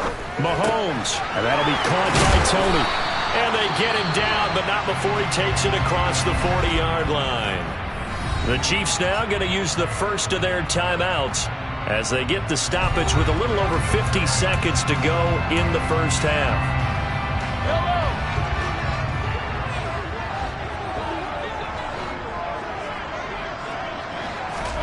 On 1st down, Mahomes. Open man right side is Smith-Schuster, complete. Now another timeout called for by the offense as the clock shows 50 seconds to play here in half number 1.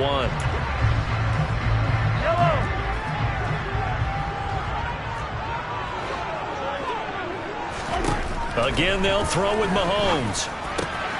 Finding Hardman here over the middle. And he's going to have a first down here. They're also in the field goal range now at the 27-yard line.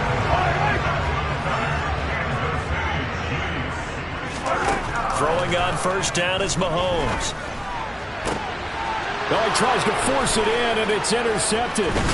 Picked off by Tyson Campbell. And the Jaguars are going to get it back here just shy of the 20. And that's a great example of ball skills right there, partner. You and I do a lot of games, and I can't tell you how many guys look to run with the football before they've intercepted it. So that's a nice job of focusing on the task at hand and coming away with the interception. Jaguars come to the line to start their next drive. And the ball backed way up, so thinking with this amount of time on the clock, probably just sit on it, and we'll see these two teams go to the lockers. Yeah, I don't think you want to overthink it in this situation. Either side of the ball, just go ahead, finish up the half, and get on out and talk about it. But no kneeling for them. They decided they weren't going to run out the clock. They decided to take their shot downfield, hoping to either make a connection or a pass interference call. They wanted more points to put on the board. 2nd and 10 now. It's Lawrence. Oh, hit as he throws there, incomplete. Well, they approached this drive with a lot of confidence after the last one ended up as a touchdown. But incompletions on their first 2 throws has them huddling up and trying to figure out a big play here on 3rd down to get their momentum going again. Final play of the half. It's Lawrence. Going up top. And that's caught inside the 30. And he's going to get this down near the 25. So it's on to halftime of this AFC divisional round matchup. As we'll send you down to Orlando and we check. Well, look around the NFL. We'll have to wait for postgame because we are moving right through halftime and on to the 3rd quarter. Welcome back. Charles and I settled into the booth ready for quarter number 3. Win or go home, that's the name of the game, and we're back underway with the second half of this AFC divisional round. And they will not get a chance to return this one as it's through the end zone for a touchback. Here comes the Chiefs offensive unit as they'll have it to begin quarter number 3.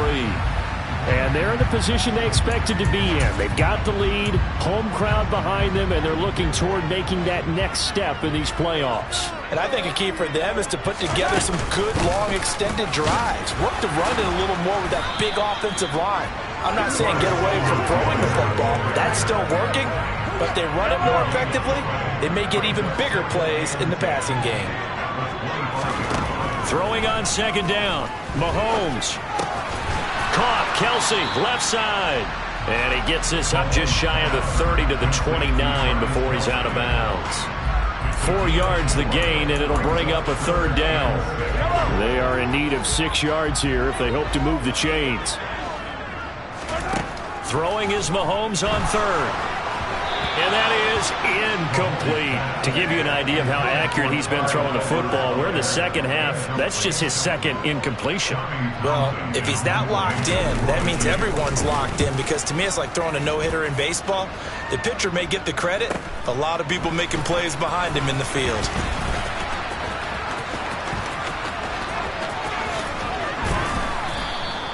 Excellent work on the run back there, 33 yards.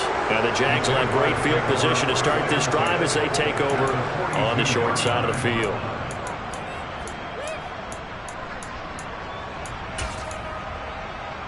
On the set.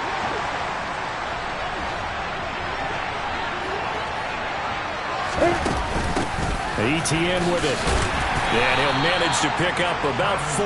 It's 2nd down. Well, the end of all that hitting and hollering, it was a 4-yard run, so the offense is going to go back down and feel pretty good about themselves. Defensively, you have to feel okay because you didn't let it turn into a bigger run, but the goal, shut it down for 2 yards or less. That's when you start to feel good about yourselves. A 2nd down pass play there, but it's incomplete. So another incompletion there. He's hitting on fewer than half his pass attempts in this one, and that is not a winning formula. So let's make sure we give a little bit of credit to the defense here. They give him a lot to think about, a lot of different looks, and he seems a little bit confused trying to complete passes.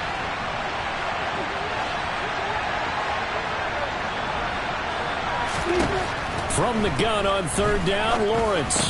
There's the stiff arm. And I don't think he got there, no. He's short by maybe a foot, maybe. Call it 4th and inches. That pattern and scheme was well defensed on third down. He tried to just sprint from one side of the field to the other, and they got it to him quickly. But no chance at yards after the catch there, and they stopped him short.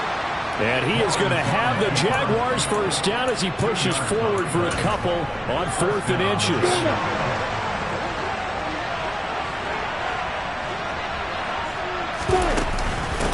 They'll run. It's Etienne. And he's got some space here. And he'll go out of bounds inside the 15-yard line.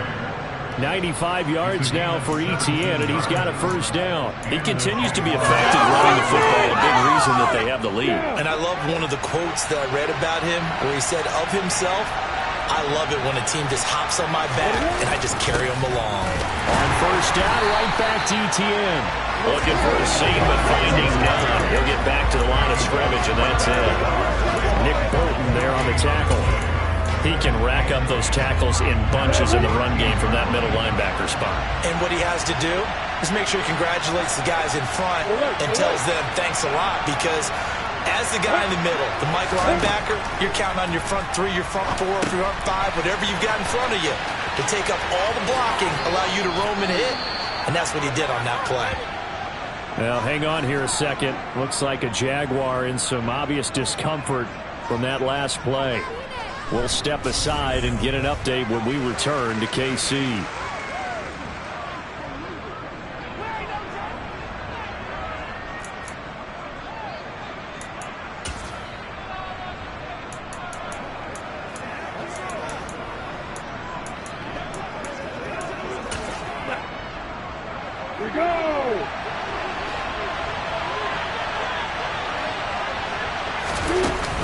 Etienne will get it into the end zone for a Jaguar touchdown. It has been an integral part of the offense all season, and now in the playoffs he's carrying it over. Had the touchdown last week in the wild card game. Now his second TD in the playoffs. Showing some consistency, and that's something that we have to keep in mind about the playoffs, because we often think you have to be spectacular in order to win. I think consistent is what you're looking for. That can get you to the finish line.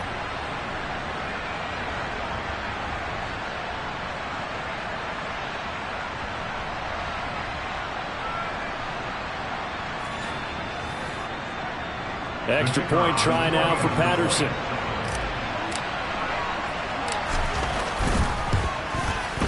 He's got it, and we're all tied at 21. So that drive in total 8 plays. And it was capped off by a Travis Etienne touchdown run. So a tie ball game here as the kick's away.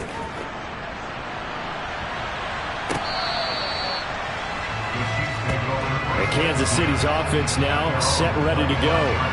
And their lead has evaporated in this third quarter. It's tied once more as they begin with a 1st and 10.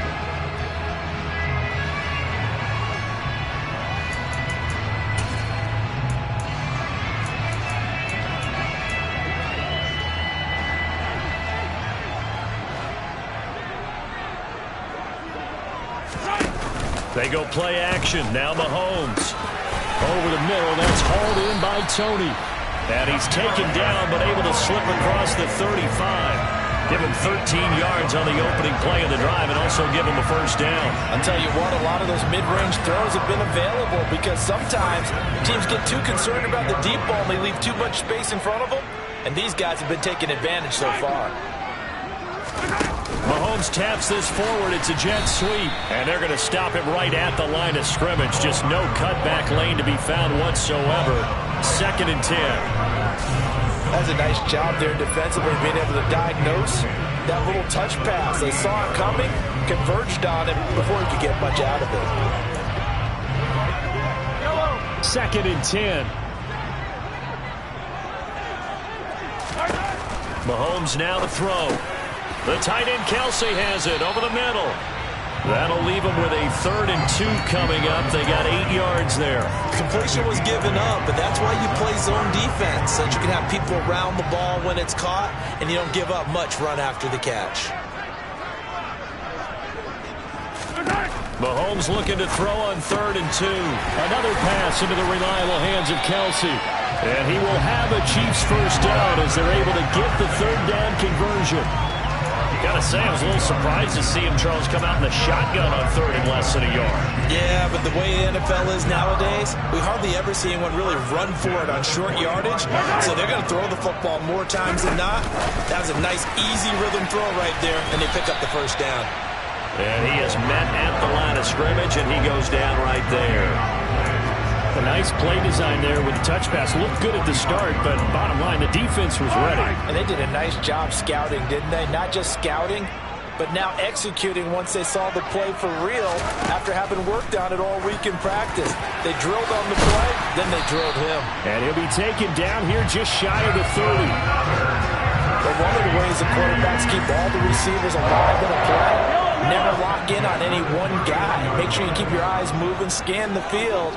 And here he finds the open guy for a nice pickup.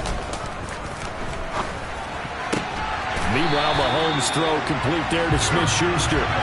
This duo locked in, 14 yards there, and a first down. Well, they obviously read man coverage their partner, and he got downfield, broke down the defender, made him What do you mean by that, Bert? Yeah, he made him think he was going to run a different route.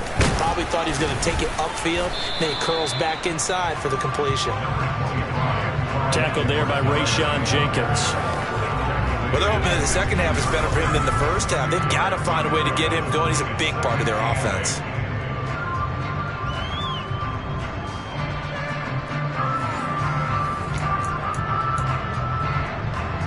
The last run good for 2. Here's 2nd and 8. Looking to throw is Mahomes. It's Kelsey on the ground. They'll wind up getting 7 on the play. And now 2 yards to go on 3rd down. Let's not quibble about the gain there on 2nd down. That was a positive play because that was a take-what-you-can-get situation. Got out to the tight end. Now it gives them a much better opportunity to convert on 3rd down. Edwards-Helaire, they'll try to run for it. And he's going to bull his way into the end zone for a Chiefs touchdown. Clyde Edwards-Helaire, a 9-yard touchdown run. And the Chiefs have taken the lead. Extra point by Butker is on target. And they will take a 7-point lead. So the drive goes 75 yards, 10 plays. And it's capped off by a touchdown run from Clyde Edwards-Helaire. Now after the touchdown, here's Butker on to kick it away. This will be fielded inside the 5. And beyond the 20, but not by much. In fact, just a yard pass there to the 21. Out comes the Jacksonville offense as they get set to take over here. So remember, Charles, last time they were out here, they scored, but they just saw the opposition score, and they're trailing right now, so they're trying to keep pace here. They need a touchdown drive. Well, if you're a fan of offense, you're loving this, but if you're a fan of defense, this is tough to watch, and it's also tough to keep that up when you just watch your opponent march down the field on a scoring drive that lasts into double-digit snaps. You need a score here, not just to follow the momentum from your last drive, but put the onus back on your opponent. And that's what they're doing right now, swapping that onus back and forth. On 1st and 10, it's Etienne. And he's going to take this ahead for right around 3 yards, but no more than that. 2nd down. Yeah, I don't know if it's exactly a win-win, but if you're on offense, you'll take that kind of a run, all right? It was kind of stacked up, found a little bit of yardage, and frankly, they're pretty close to staying on schedule on offense. The playbook is still open for the coordinator. And he'll get it out to midfield. Let's see, yeah, they'll spot it right at midfield at the 50. 122 yards rushing for him now as his sensational afternoon continues.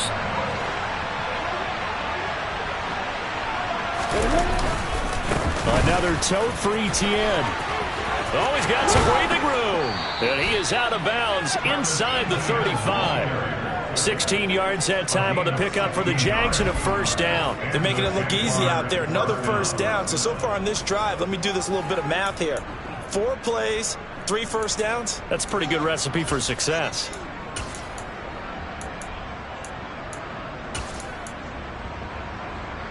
From the 34 now, here's 1st and 10. Now Etienne. And he's going to get a solid gain of 9 before being brought down. 2nd and right at a yard. 9 yards on the carry there, and that will be the final play of quarter number 3. 1 quarter remains for the right to advance to the AFC title game. You are watching the NFL on EA Sports. We're back now in KC. It's Jaguar football, but a little work to do for them. They trail here as we start the 4th. The previous run, good for 9. Here's 2nd and a yard.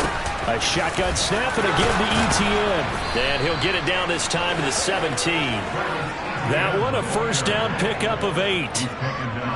Oh, that's one to warm the hearts of all those old school football players, isn't it? Tough, hard, gritty run. Got behind his pads, bowled over a few people. Look at that one, right up the gut. Saw it through 3 quarters. No reason to lighten up now. The drive continues as they search for a tying touchdown. Here's 1st and 10.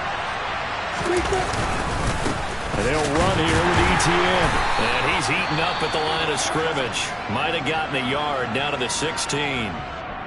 Well, hang on here a second. Looks like a Jaguar in some obvious discomfort from that last play. We'll step aside and get an update when we return to Arrowhead. Now it's 2nd and 9.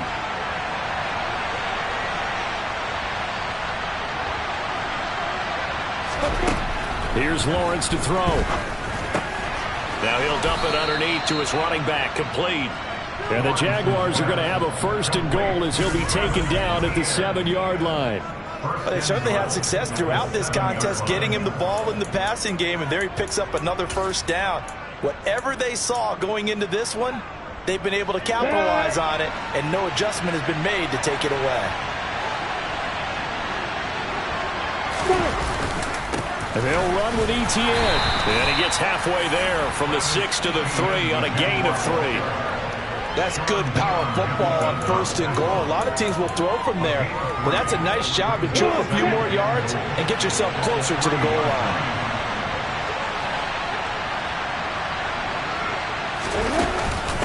Once more Etienne. And he'll take this one in for a Jags touchdown. Travis Etienne with his 2nd touchdown of the afternoon. And the Jags are an extra point away from tying this game here in the 4th.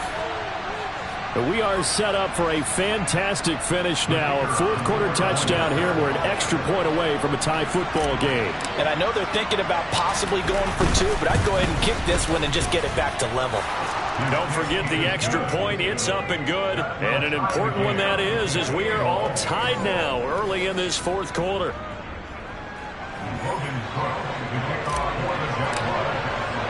So right back to square one, tied at 28 as he kicks it away. This fielded right at the goal line. And they will wrangle it down a couple yards shy of the 30. Here's the Kansas City offense now as they get set to take over.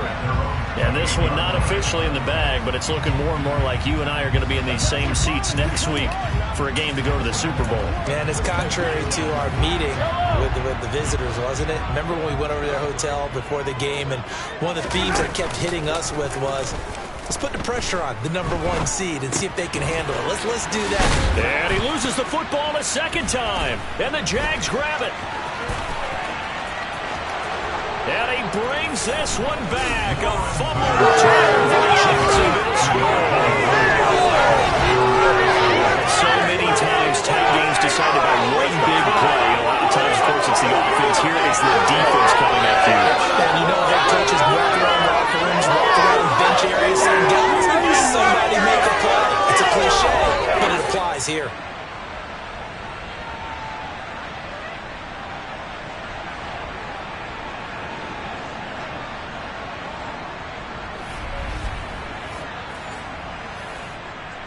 Patterson now for the extra point.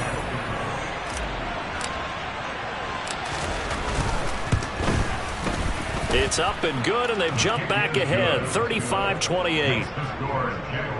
The scoop and score, always an exciting play in football, and we witnessed it there, grabbing it off the ground and then rumbling it into the end zone for 6. So here's the kickoff now as he'll get it again following that fumble return for a score. Hardman going to bring it out of the end zone. And ultimately, he stopped right where he would have been if he had simply gone down to a knee at the 25. Now this Chiefs offense gets set to go again. And this is a unit that needs to get in gear if they want to play for a conference championship next weekend. Down 7 here in the 4th and a very critical drive upcoming. Mahomes will lead the Chiefs up 1st and 10 at their own 25-yard line. They'll try and start this drive in the air. Open man here. It's the tight end, Kelsey. And they work this well upfield across the 45. 23 yards, the final tally. I like the design that we're seeing right there. This is what they need. Down by a touchdown here in the 4th. They just need to keep working their way downfield. And when they see openings, take their shots. The Jaguars going to go ahead and use their first timeout. That'll leave them with 2 remaining. We'll be back after this.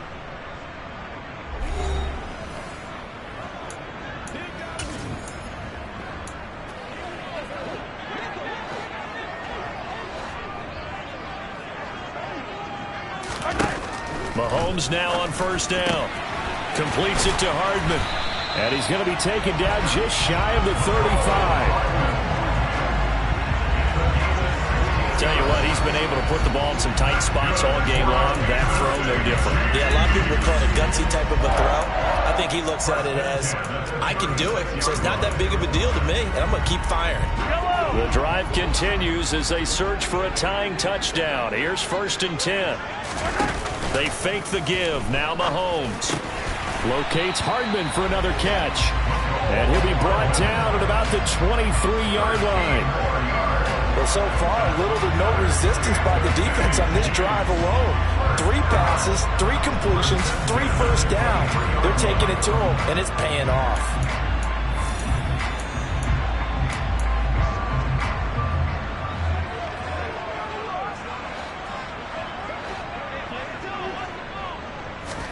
And again, it's Mahomes. Complete, the tight end, Kelsey. And they're going to get this down inside the 20.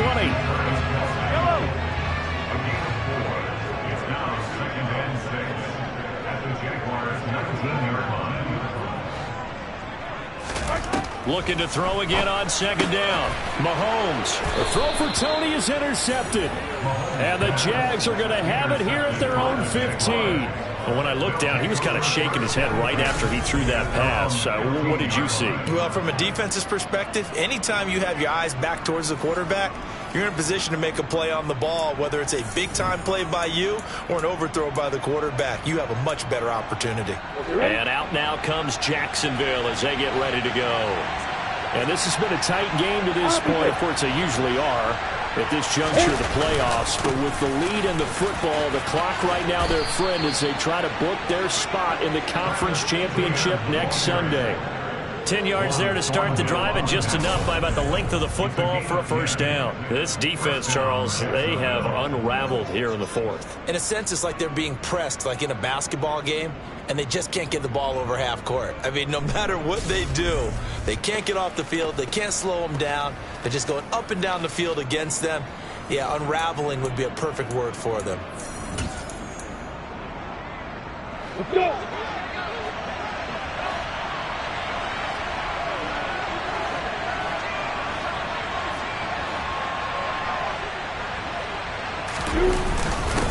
Right back to him on 1st down.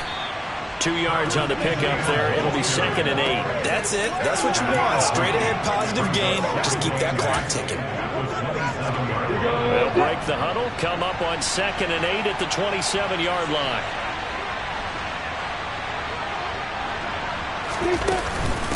Running out of the gun with ETN. And they get him down, but not before he takes it across the 40-yard line. That one a pickup of 15 for Jacksonville. Just a terrific run there, Charles, from a running back who is so compact and powerful, and that strength was on display there. Yeah, in this part of the game, the fourth quarter, this is where a running back really has a chance to shine. This is what they've been training for, to take over the game down the stretch. The defense, it's been battered all game long. And here, this is just a case of a runner imposing his will and deciding he didn't want to be tackled right there. And the next-gen stats shows us the tale of how much yardage he was able to pick up after the initial contact. Clock running, under 4 to play now as they come up on 1st and 10. ETN once more. And give him about 5 as he gets this up to the 48-yard line. Well, at this stage, that's exactly what you want offensively. Good run on 1st down, stay in bounds, keep that clock rolling. And look at that play chart that the play caller has in his hands right now. That's what you got to focus in on, because that's divided up by sections. And right now, he's looking at that 4-minute offense section. What running plays do we have to bleed down the clock and take care of the football? Right now, they're executing really well.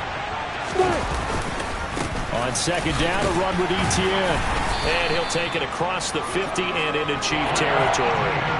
They give him about 4 on the play, but he's marked short, so it'll be 3rd and about the length of the football. And the objective there, I mean, yes, the positive gain, that's nice, but work some clock. Yeah, you're exactly right, but the problem for them is still within a possession, so they can't just sit on it running the ball. They have to find a way to throw it effectively as well.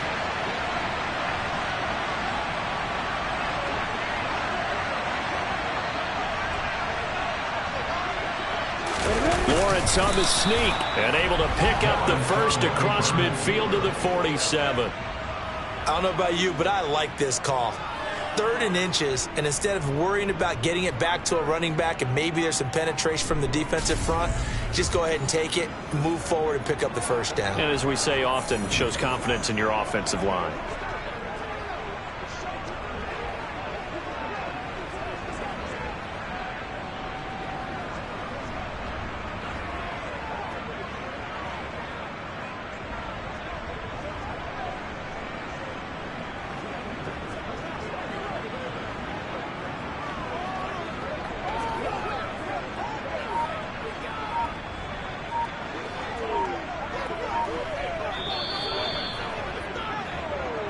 Fourth quarter, down to the final 2 minutes, and we've got a 1-score game. So it's Jaguar football here as we welcome you back. They've got a 1st and 10 as they look to try and finish this one off. And not totally home free yet, but it's looking good as they come up 1st and 10. ETN up the middle. And now right out of the 2-minute break, we'll get a timeout used defensively with 1:56 to go.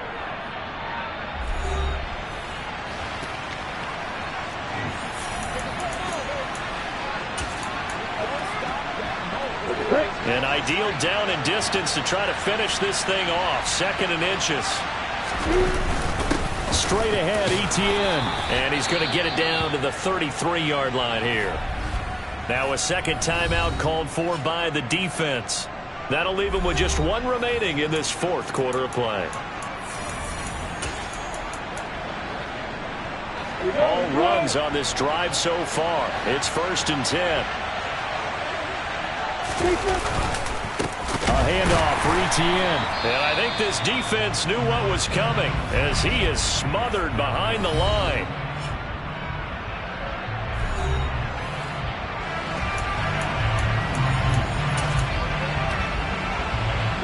Second and 12, and you'd have to assume another all-out effort to stop the run is coming. And they'll go again with ETN. And he'll work his way inside the 30 now to the 28. It's a 7-yard pickup. They'll be looking now to 3rd and 6. And now the question everyone's wondering, look at the clock, late 4th quarter, do they put the ball in the air here on 3rd?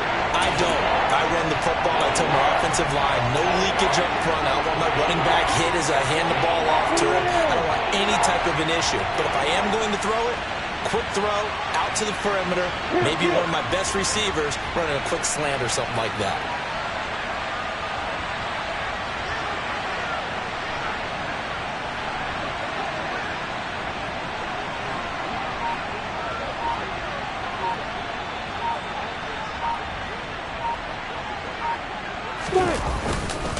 On third down, here's Etienne.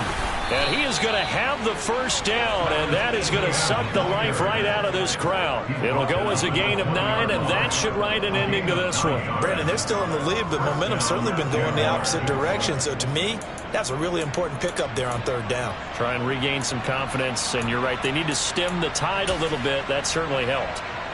Yeah.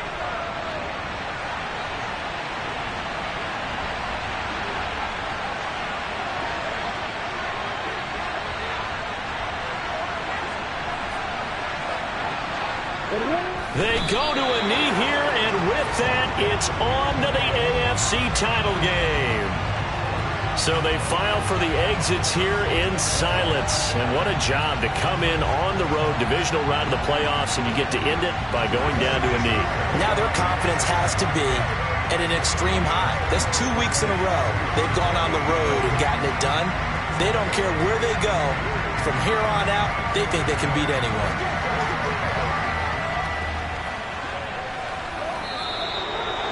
And they're moving on to the conference championship. How about this? What a tremendous feeling to get to the game that can get you to the Super Bowl. A fantastic season. Unfortunately, for the other team, a tough, tough way for it to end.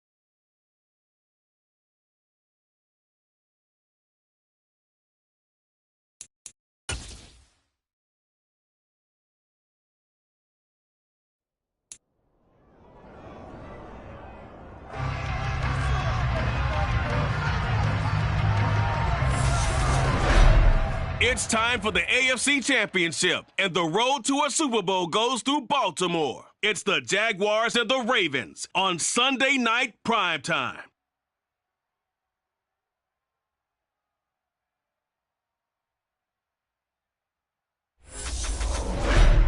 EA Sports coverage of the NFL playoffs brings us to the home of the Ravens.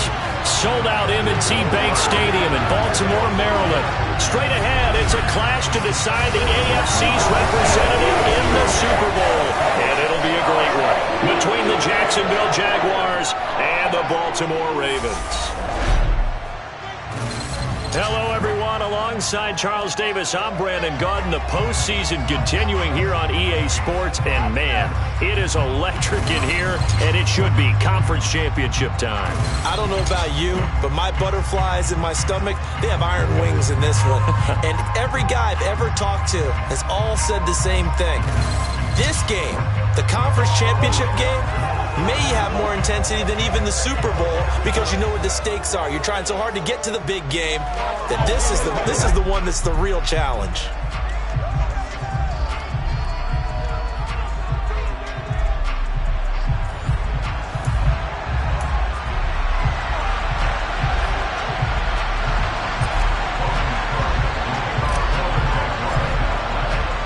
The winner gets a trip to sunny Arizona for Super Bowl 57. The AFC title game is underway. Fielded just outside the goal line. And look at this. Right away, a loose football. And the Jags grab it. And they are going to take over right there at the 22-yard line. So just a disastrous start to a playoff game as they fumble away the opening kickoff. It's so simple. Ball security, so important in a game like this.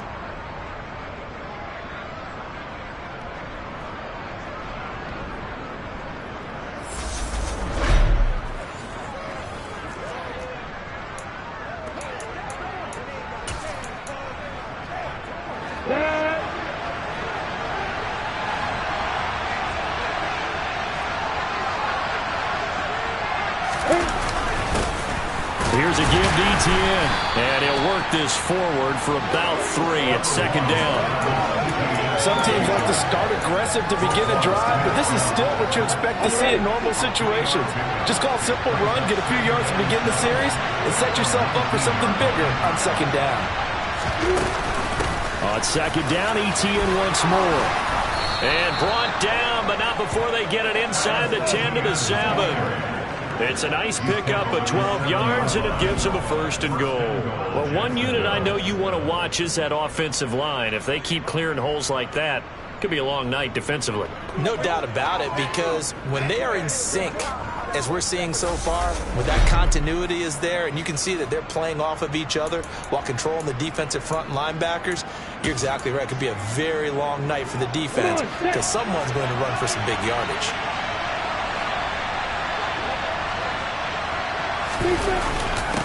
Etienne with it. He gets this down to the 3. Brought the power run out of the bag, but couldn't do a ton with it. It'll be a pickup of 4, and it brings up second and goal.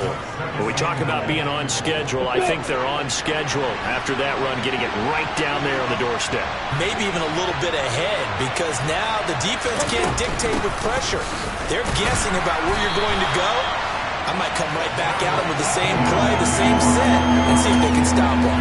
Calling a gain of a couple. The defense stiffening here. It's third and goal. Lawrence on the sneak, and he'll take this into the end zone. Touchdown, Jacksonville.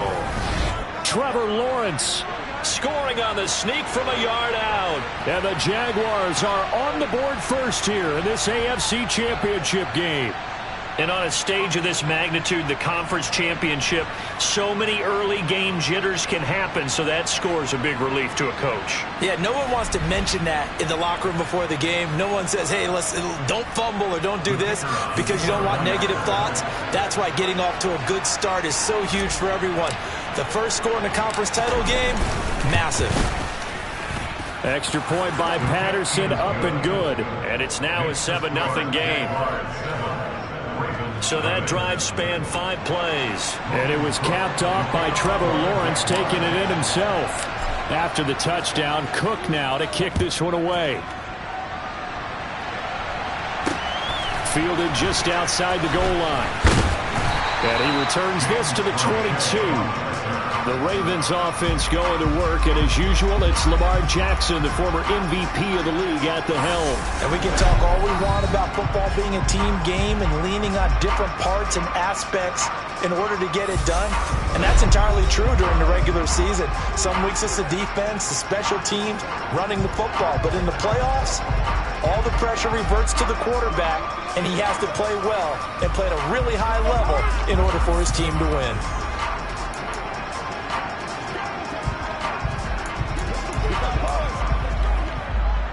Jackson and the Ravens come up now 1st and 10 at their own 22. They'll start on the ground with Dobbins. And not much doing there. Maybe a yard up to the 23. Well, sometimes you just have to give credit to the defense. Great job there at the point of attack, holding up.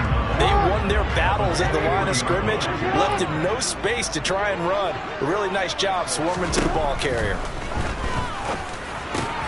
Jackson's throw complete there to Bateman. And they get him down, but not before he takes it across the 40-yard line. A big one there for the Ravens. It goes for 18. You can see the time and effort and thought that they put into their passing game because it was evident right there. It looks like a simple pitch and catch, but you and I both know that they have planned for this and worked hard to make it happen. And they run the option here on 1st and 10. And he takes this up right near the 45-yard line. Give him 4 yards there on the first down keeper.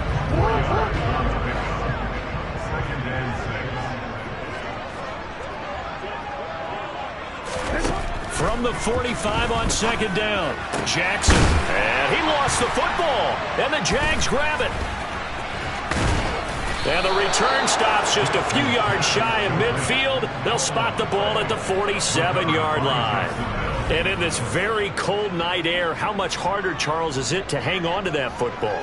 It's a lot harder, and I know for the most part we think about a ball being slick when there's rain or snow, any type of moisture. But when it's cold and dry like this, it is cold. And it is cold, it's also slick that way because you're not able to really grip it the same way. Your hands are cold, and then the hits seem harder. So, yeah, it's a lot more difficult to hold on to the football, which means you have to emphasize it that much more. Wind chills right now, 12 degrees. And some room to maneuver. He's got this to the 30 before being taken down. 44 yards rushing for him now, and he's carried the ball just 5 times. This is a little bit like baseball here. Strong up the middle. Both sides want to be that.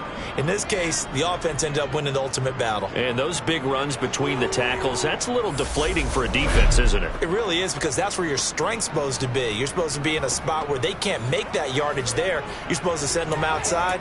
Not in this case. So 1st and 10 now from the 30.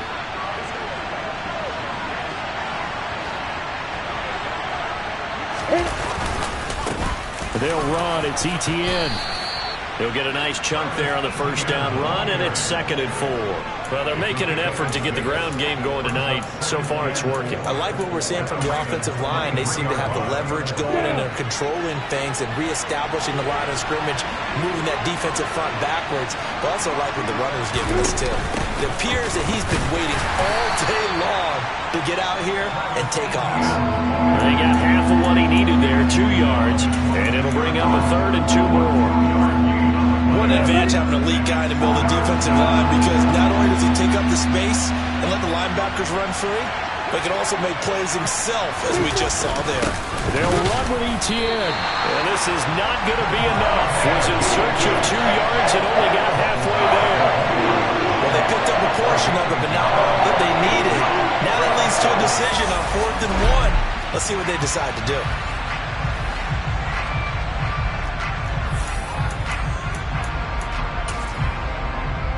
On the double.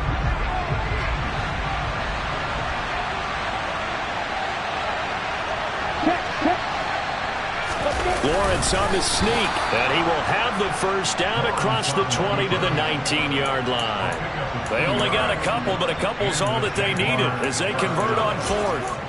It seems like a short distance, but a yard in this situation, not easily done. So big compliments to the guys up front for creating some space, and especially the guy taking the snap and finding a spot, finding a sliver, an opening, and making it work.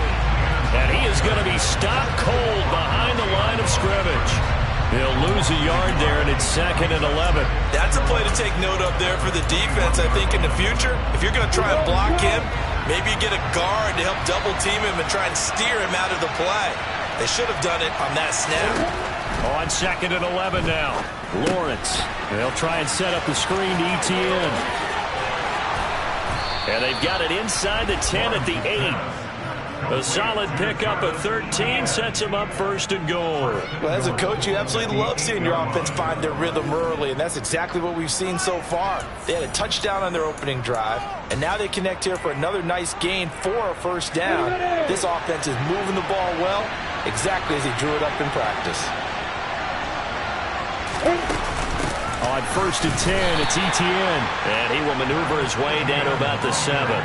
Only a yard on the pickup there. 2nd and goal. All of a sudden, those lanes that were there earlier in the drive dry up near the goal line. That's a good job defensively to diagnose the run and stop it for a very short pickup. The line of scrimmage, the 7 now on 2nd and goal.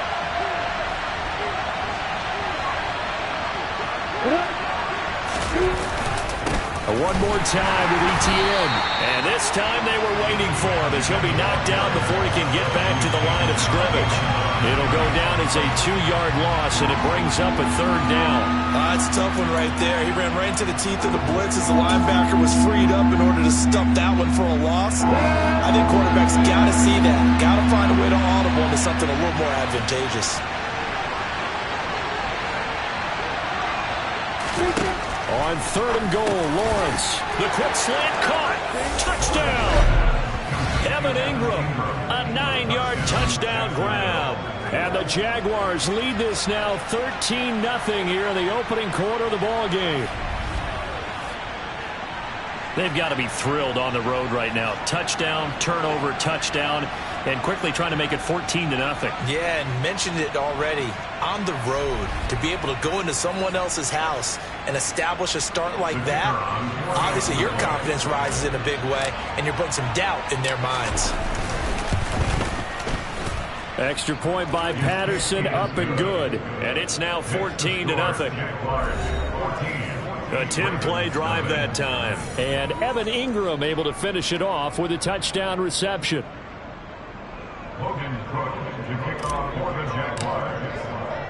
After the touchdown, Cook now to kick this one away. Taken in at the 3. Oh, a good return up past the 30. And he nearly broke that for more, but as it is, still a good return. They'll start the drive right around the 37. And now Baltimore gets set to take the field. Right now, they're in some uncharted waters, Charles. They haven't been facing deficits like this season. We're going to see what they're made of. And I think the easy thing right now is for us to discuss how the home crowd can help them, carry them along. Bottom line, though, they've got to make plays to get the crowd back into it, to help them with the rest of their game. That means best players got to make those big-time plays right now. They need them in a big way. They fought so hard to be here at home for the conference championship game, see if they can propel themselves to the Super Bowl. I would think as a play caller, you want to look for some quick hitters to your tight end, any type of a route to replace where that linebacker was, because when you saw the speed with which he reacted and stuffed that play, maybe use that speed against him in the future.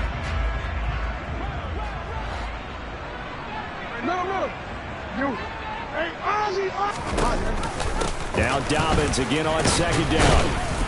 And this may be a carbon copy as he'll again be stopped right at the line of scrimmage. Call it no gain on the run there, and now they'll be looking at a 3rd down. On that play, it was the defensive front that won the battle. They out-leveraged the offensive line, got into the backfield, and held him to no gain. 2 runs for a net gain of nothing. Now here's 3rd and 10. Jackson now. That's complete. It's Devin Duvernay. And out of bounds on the other side of midfield at the 45. Tally that is catch number 1 for him in this AFC Championship. It's a first down. You can almost hear the sigh of relief coming from their sideline and from their point on the field because this has been a tough start for them thus far.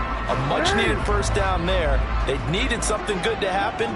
Plays like that will continue to help them dig out of this hole. On 1st and 10, it's Dobbins. Oh, what a juke into space. And he'll take this into the end zone. Now, hold on here. We do have a flag down. So let's see what this is about. Holding offense. Down in this one, they needed that score, but they'll have to hold at least for the time being. You're exactly right. Points that they had to have. As you said, they have to regroup now and see if they can get them another way. They're backed up here with a 1st and 20 now after the holding penalty. Dobbins going to take the handoff on the option. And he's going to take this across midfield into Jacksonville territory. A good productive run there on 1st down. He winds up getting 8. 14-0 the score. This is the NFL on EA Sports. Second quarter now from Baltimore. It's the Ravens in possession as they've got it 2nd down and 12.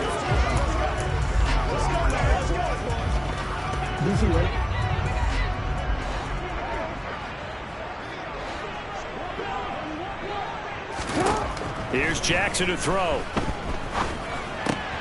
He'll swing this out to Dobbins. And the tackle going to be made at the 38.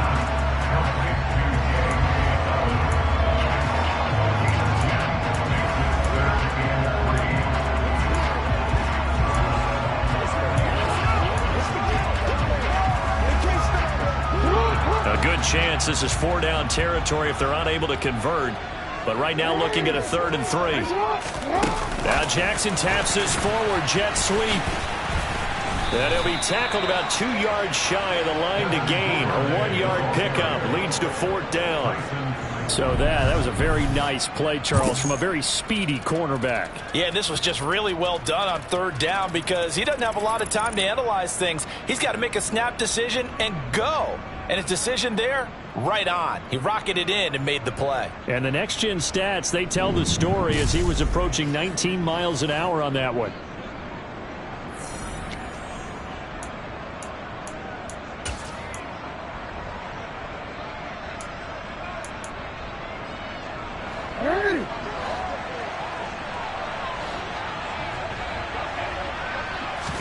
They're going on 4th down. It's Jackson. That's caught. It's Demarcus Robinson.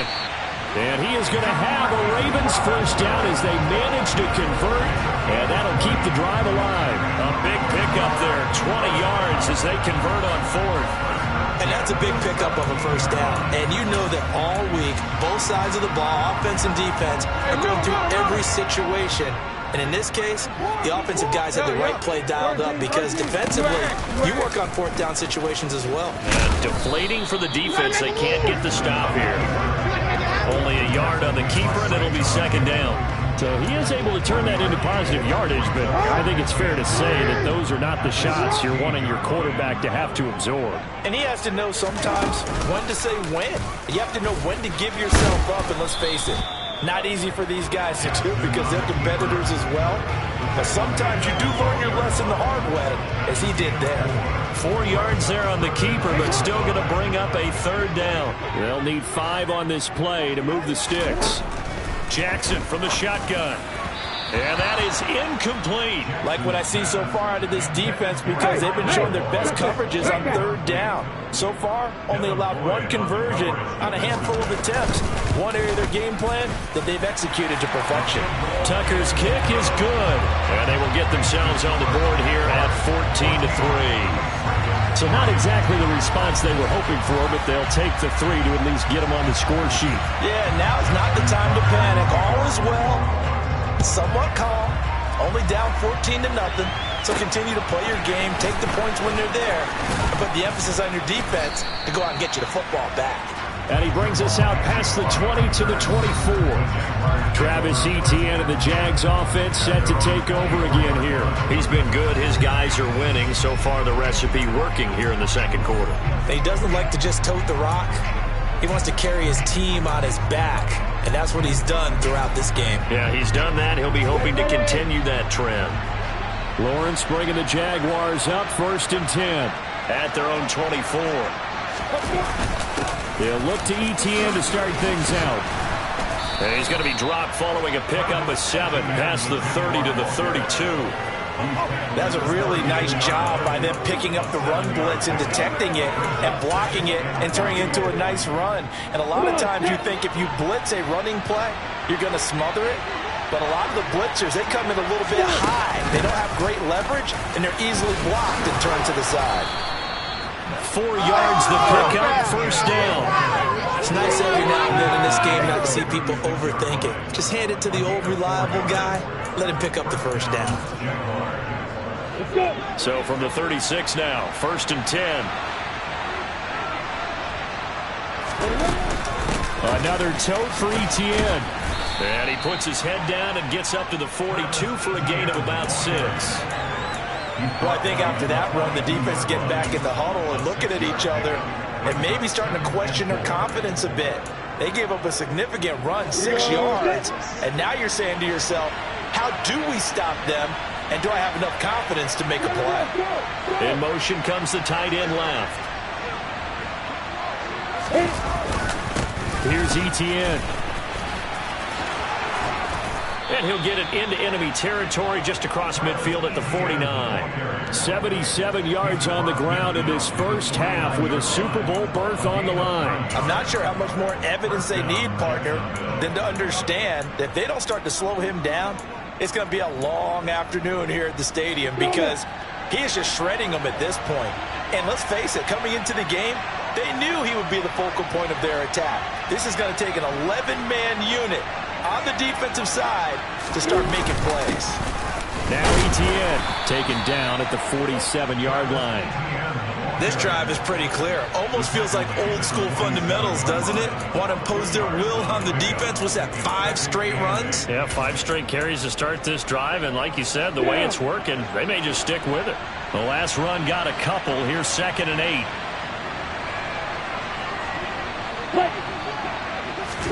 And now they'll throw it with Lawrence. That's complete to Travis Etienne out of the backfield. And he's going to be taken down with the 1st down at the Ravens' 29-yard line. A gain of 18 and a new set of downs. And this is why trying to cover the angle route is so difficult. Anyone playing the linebacker position, when they see a running back out of the backfield widen because he heads towards the flat first, oftentimes you widen too much and overcommit. He cuts up inside, and that's what we saw there. A nice pickup for a 1st down. And a hard-working run here as he's got it inside the 20, down to the 17. Another nice gain. That's now 30 yards between those last 2 plays. A lot to praise on this drive, obviously. I know you're seeing what I'm seeing. Those guys up front, they're getting it done. Doesn't matter what play is called. They are handling their business at the line of scrimmage and dominating right now on this drive.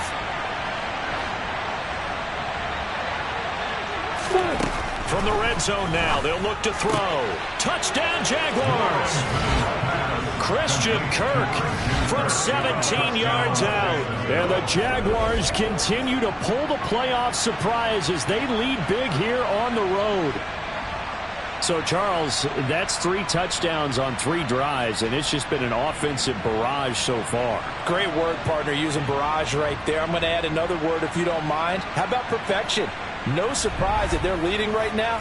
Absolute dominance throughout this ball game and no signs of slowing down.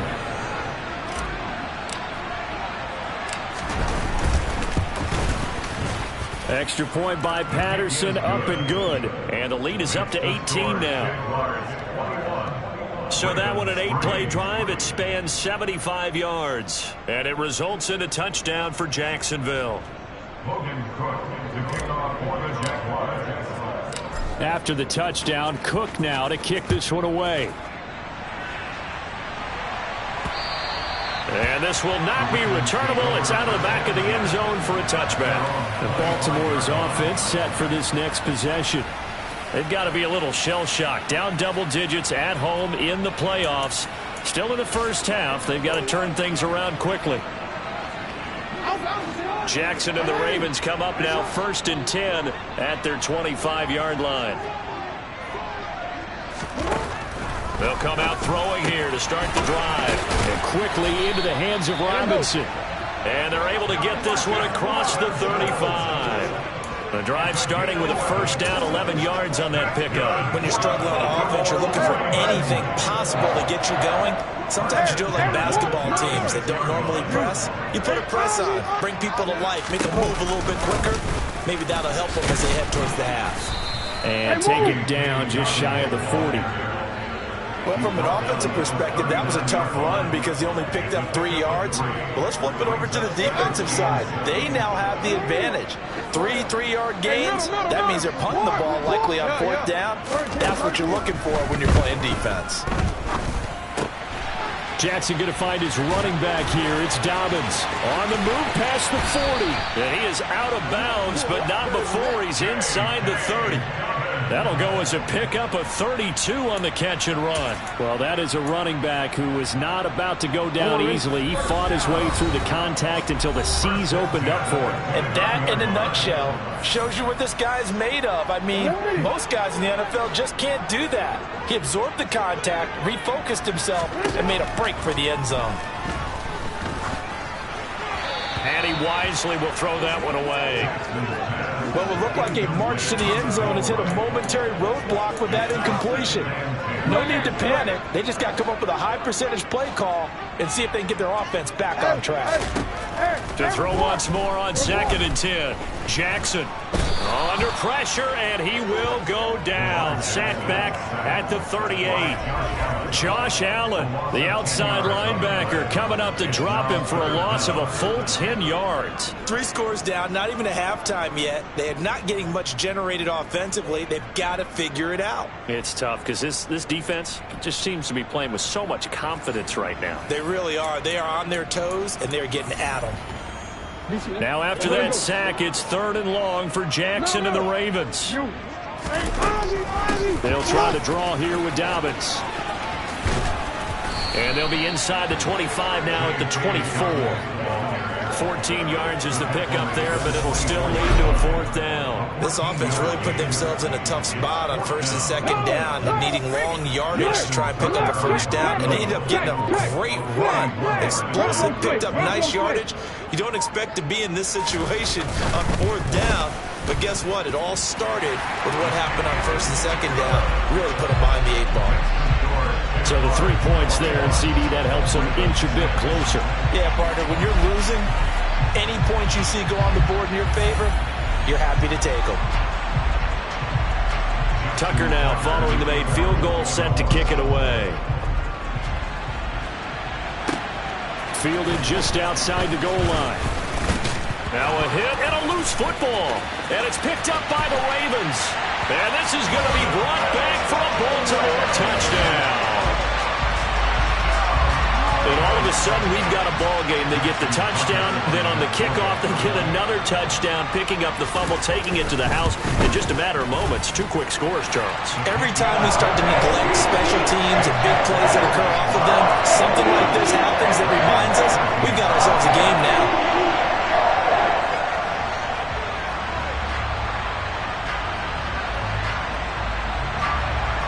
And you can bet they're preaching 2 hands on the ball here as the kick's away following that fumble return.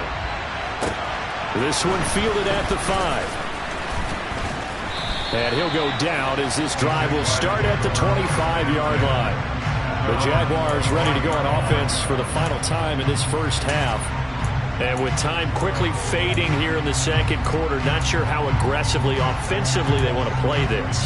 I think we'll find out just how much they trust their guys in this situation if they decide to take a shot. They'll indeed start on the ground to run that clock. And he'll just push his way forward for a few as the clock will run. Tackled by Calais Campbell, who was an all-pro with these Jaguars.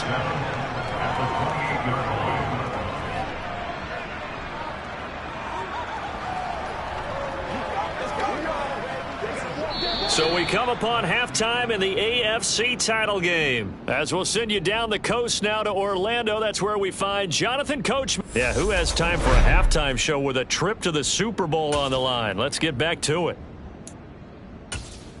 Welcome back. Halftime over. We are ready for quarter number 3. Alongside Charles Davis, I'm Brandon Gaudin. One more half to decide who takes home the Lamar Hunt Trophy as we're back underway in this AFC Championship. And he'll get it up past the 20 to about the 22. The Jaguars ready to get going to start quarter number 3. And I think here with the lead, CD, they have to resist that temptation of kind of looking ahead. Would you agree? Absolutely, I would agree, because they know the stakes. They know the winner of this game goes to the Super Bowl. And this one, it's far from over. They were the better team in the first half, but they do know that they're facing their toughest opponent of the year. And they've got to be prepared for them to fight it out all the way and add a few extra wrinkles in the second half as well. They need to stay on guard. 103 yards rushing for him now as he goes over the century mark here in this AFC title game. They got the lead early here in the third quarter, and runs like that are how they established that lead in the first half. I love the fact that you're using the word lead, because they are leading from the front, pounding on the defense right now with the running game, and truly establishing themselves here in the second half. On first down, right back to Etienne. And he'll be taken down right around the 34 after a pickup of only a yard. Oh, there's plenty of traffic waiting for him up the middle. But give him credit, he tried barreling through anyway. They're fortunate to get a yard out of that one.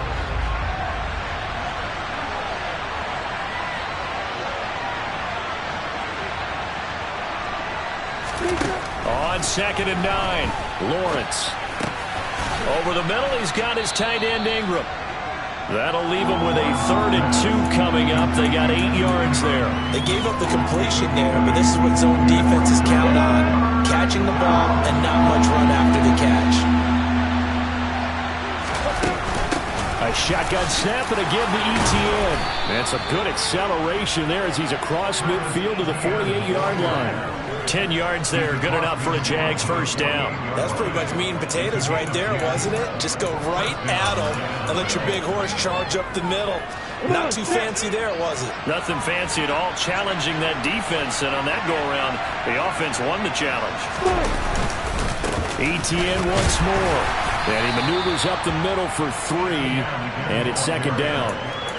Not a huge carry there on first down, but not all of them will be. But still, all in all, a positive play for the offense. It's all about picking up at least a few to set up what you're going to do here on 2nd down.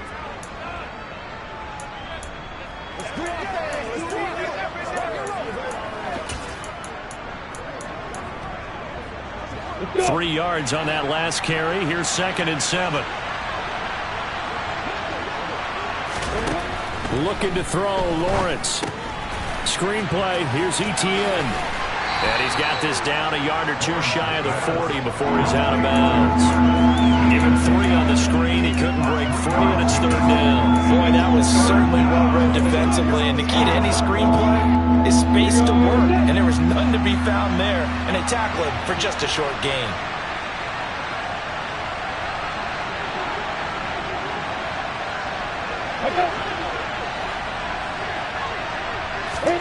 Here's Lawrence.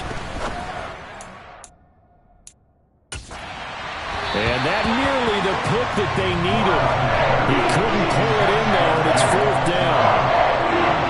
So now on comes the field goal unit, and wow, this is no ordinary try here. So this will be spotted on the midfield logo. It's a 58-yard attempt. And I tell you what, he got it from 58. That had lots of leg behind it. And the lead now 11, 24-13. Well, they picked up right where they left off in the first half. First drive after the break, they come away with 3 and increase that lead. Yeah, and you just want to keep building on that lead, don't you? Whether it's 6 points or 3 points, take everything you can get, keep maneuvering, keep adding to it, keep making it difficult for them to come back.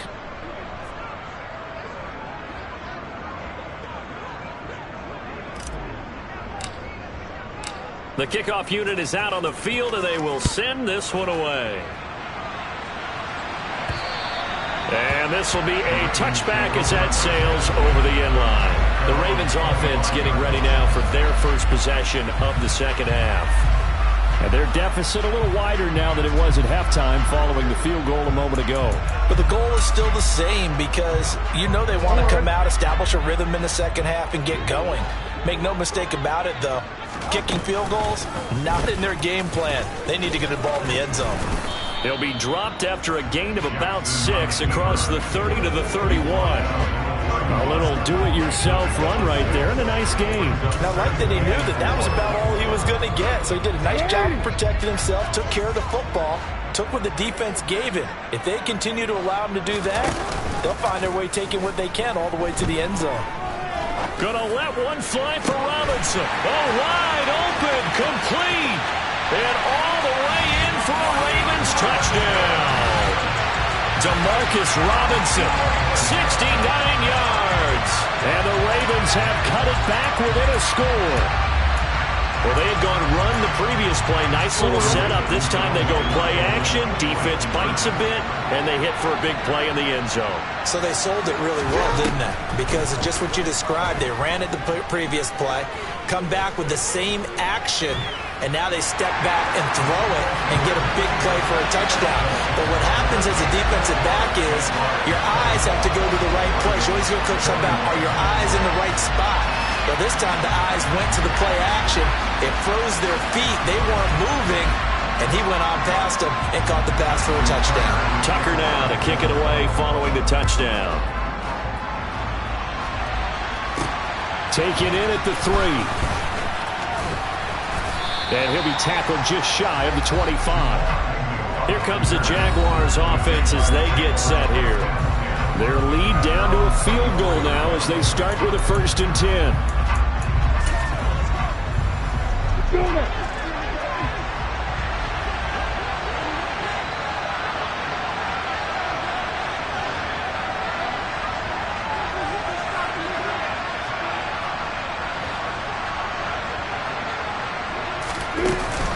They'll start on the ground. ETN. And he'll get what he can up the middle. 3 yards. That'll bring up 2nd down. It may be only a gain of 3 yards, but that back, he deserves a lot more credit on the play. That could have easily been stopped at the line, but his vision and his determination found some space to turn it into that modest gain.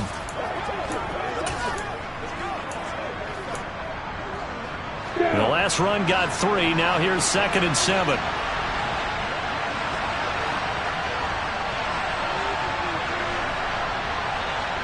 They'll send the tight end in motion.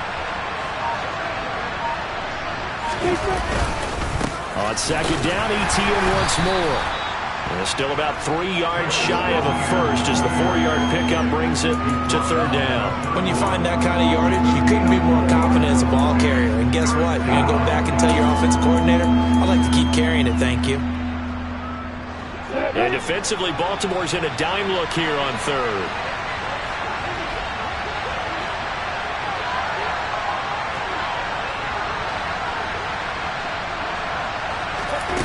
Lawrence will throw. And able to find Kirk complete. And he'll be taken down, but he does have 1st down yardage. Offense. That's Jawan Taylor, the right tackle. Still 3rd down.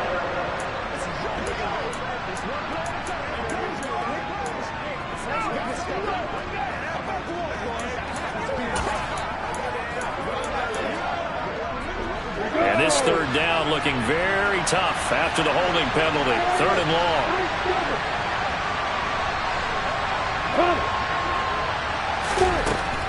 Here's Lawrence to throw. And he's got his man out of the backfield. That's complete. And he will have a Jaguars 1st down as they're able to get the 3rd down conversion. Whenever we talk about moving the sticks and controlling the football, there's a great example right there. Those are the 3rd downs you need to convert to win football games. We're in the 3rd quarter of this one, and this is a tight one. In order to maintain pace, keep the ball away from the other team, and put points on the board, those are the plays they need to continue to convert. tackled by Calais Campbell, who was an all-pro with these Jaguars. Yeah, things were pretty stacked up there in the middle of the line. A lot of bodies, not much space. I think ultimately he was fortunate to get anything out of that run.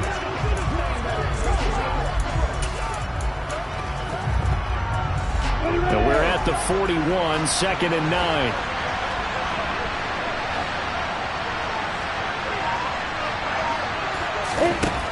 Lawrence. Looking middle, and that's complete. And he goes down, but not before getting this inside the 25. It's a gain of 34. The offense has to love that because that was just a dump down, and then he turned something out of seemingly nothing. And the best quarterbacks understand that dumping it down is often a good play, a better play than even what was drawn up.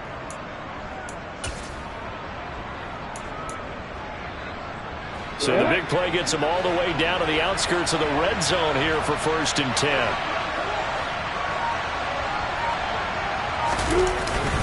Etienne up the middle, and he is brought down at the 22 after a gain of 2, and it brings up 2nd down.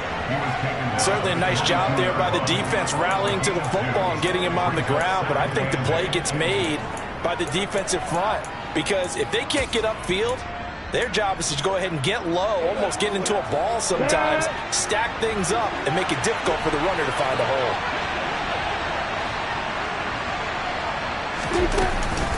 On 2nd down, Etienne once more. And he'll get it down this time to the 17.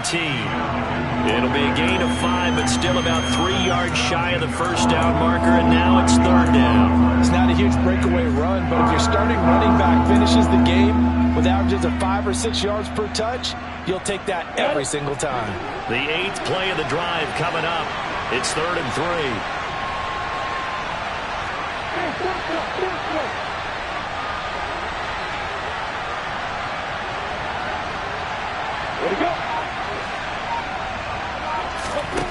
Now Lawrence to throw. Got his man complete over the middle. It's Jones. And the Jags are going to have 1st and goal as they try to finish off this drive with 6 points. So he turned to a trusted, familiar face in that 3rd down situation. It paid off. Yeah, you go to your veteran receiver in that spot, so you can't underestimate him when he's on the field defensively. Make sure you know where he is because he understands how to get open in key situations. Come on, set.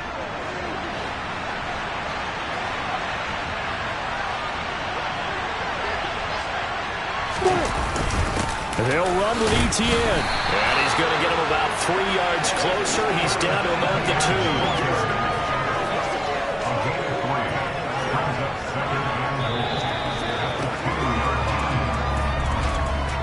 1 quarter remains for the right to go on to the Super Bowl. You're watching the NFL on EA Sports.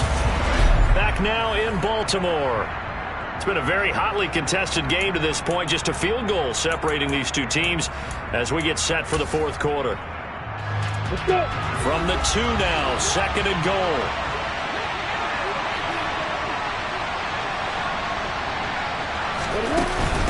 Once more, Etienne. And this time he's going to lose yardage as they push him back to the 4-yard line. They lost 2 there, and it's 3rd down. And now 3rd and goal coming up, the loss on 2nd down. That just means this crowd's going to get even louder, and they'll get a little bit of extra help from the defenders as they exhort them to join them in the effort. They'll look to throw on 3rd and goal. And that is caught. Touchdown, Jacksonville. Evan Ingram, a beast in the red zone with his 2nd touchdown of the game. And the Jaguars will add to their 4th quarter lead. And, Charles, they continue to have trouble stopping him as he's into the end zone yet again. Yeah, that's multiple series now that have ended with him in the end zone. A perfect plan on how to utilize him best when they get in close. Extra point by Patterson, up and good. And his guys will take a 10-point lead.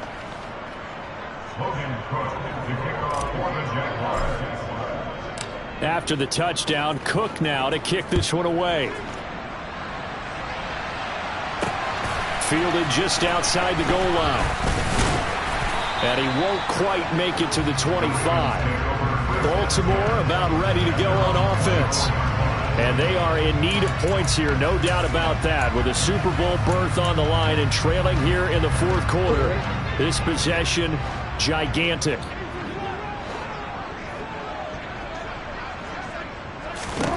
Throwing on first down, it's Jackson. A throw taken in by Tylan Wallace. And they get him down, but not before he takes it across the 40-yard line. An excellent way to start the drive there, 18 yards. Every drive from here out is definitely crucial and critical. They know that they need to get at least 3 here to get it back to a one-score game. But I can't imagine that in their huddle that they're thinking at all about getting a field goal. They want to get into the end zone and then try and get the ball back again.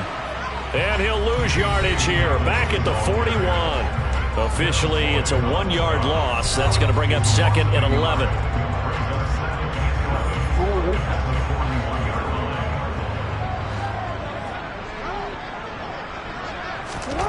Jackson finds his man. It's Kohler. And they're going to get this up to midfield. Brandon, they didn't get everything they wanted out of that play, but the tight end did. And I don't mean it in a positive way. Great job of him holding on after absorbing that big hit.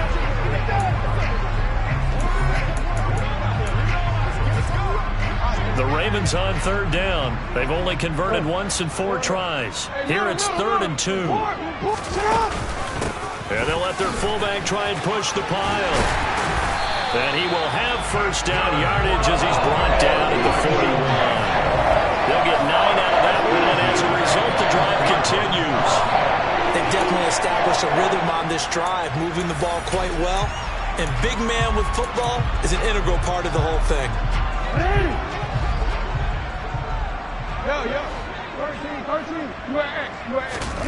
Now Jackson on first down. That'll be caught by the big tight end, Andrews.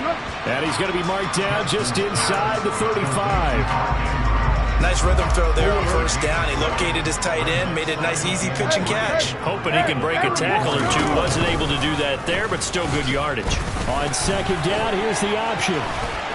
And brought down, but not before they're inside the 25. That'll be a pickup of 10 as they try to recover from this 10-point deficit. I'll tell you, there is no antidote for speed, even at the quarterback position, as he keeps it himself and turns it into good yardage. And it still takes time for a defender to react. Even as quarterbacks carry the ball more and more in today's NFL, they're still a little bit in disbelief and realize, oh my goodness, he's running with the ball. He may be 8, 10, 12 yards downfield at that point.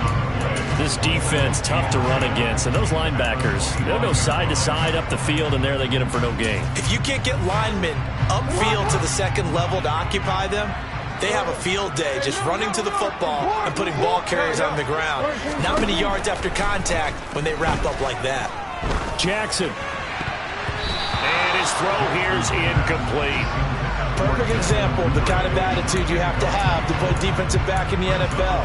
You want to be the only defender around, and you want them to challenge you.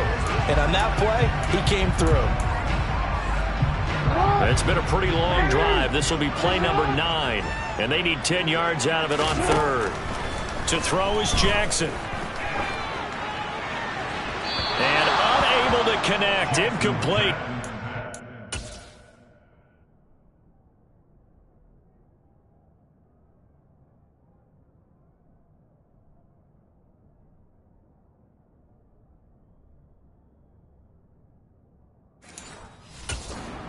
Give them credit, they took their shot, but it's going to bring up 4th down. So here comes Justin Tucker in a big spot. This from 42 yards out. Tucker's kick is good, and this is back down to a 7-point game.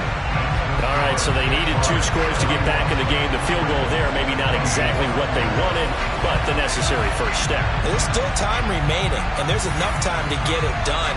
They've got to get at the least a 3-and-out here to get the ball back, preferably a takeaway. And not willing to risk another fumble, he'll sit on this one. It's a touchback. And now out come the Jags.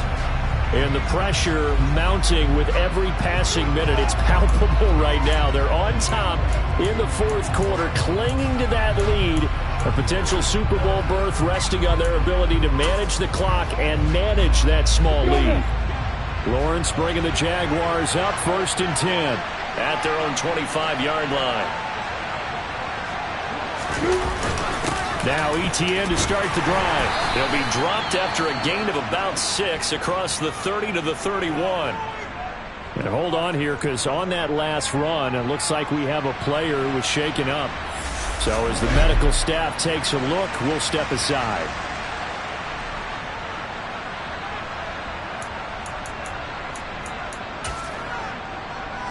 Yeah. 6 yards on that last play. Here's 2nd and 4.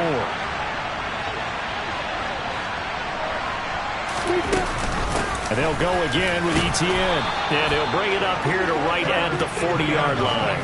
148 yards on the ground for him now as he has gotten better, really, as the night's gone on. And there we saw one of the downsides of blitzing during a rundown, because sometimes you get out of your gaps. You don't fit the run quite as well because you're headed towards the ball carrier with abandon.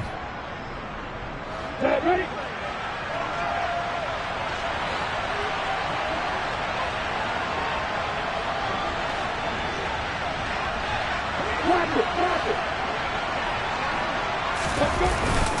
Straight ahead, Etienne. And he takes this up right near the 45-yard line. Holding offense. So it's the big left tackle who gets tagged with a hold. And sometimes you're actually executing the block well, and he starts to slip off of you, and instinctively you reach out and grab him. And when it's done like that, it's often seen by the official and called. Here's a give to Etienne. And for one of the first times tonight, he's going to be held up at the line of scrimmage. Tackle made by Tyus Bowser.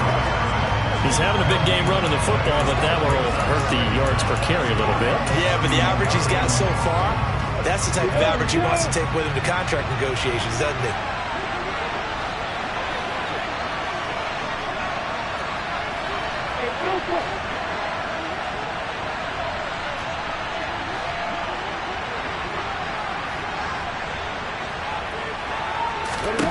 Throwing on 2nd and long. Lawrence. And look at this. They get the turnover they needed. It's intercepted. Picked off by Marcus Williams. And the Ravens are going to take possession of the football. They set themselves behind the chains, trying to get it all back in one play, and it backfired. Didn't it feel like a pitcher working his way into a 3-0 count, right? You're behind. What do your coaches always tell you?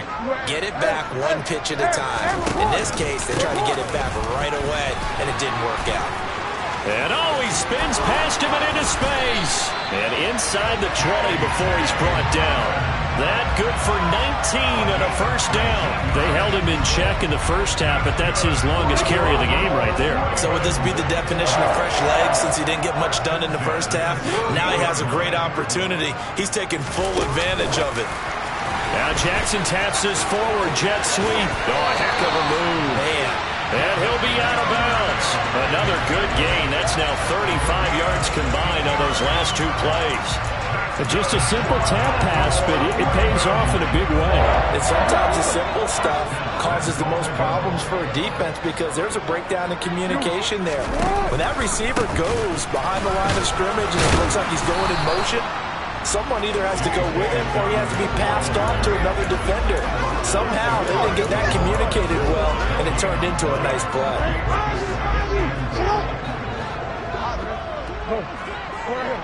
Hey, middle. Dobbins once more, but he will lose yardage here as they knock him back to the 3. Now a pause, and there's an injured Raven in need of some assistance. While they come out and take a look at him, we will step aside for just a moment.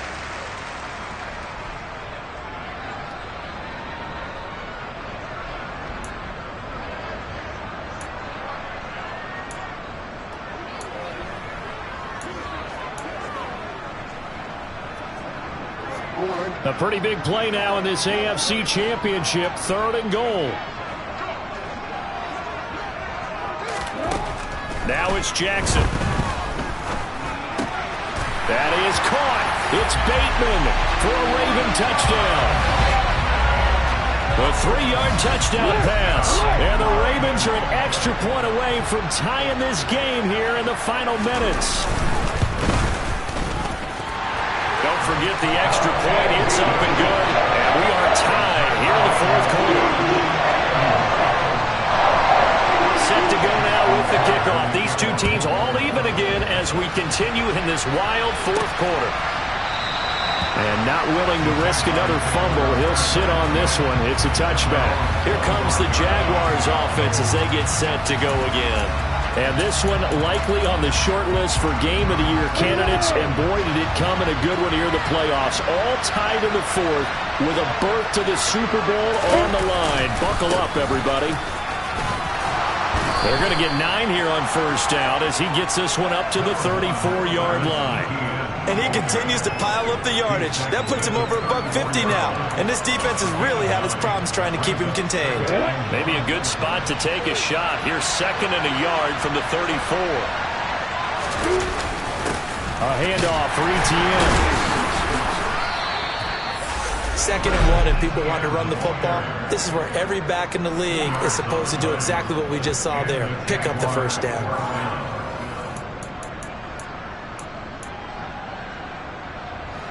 So from the 36 now, 1st and 10.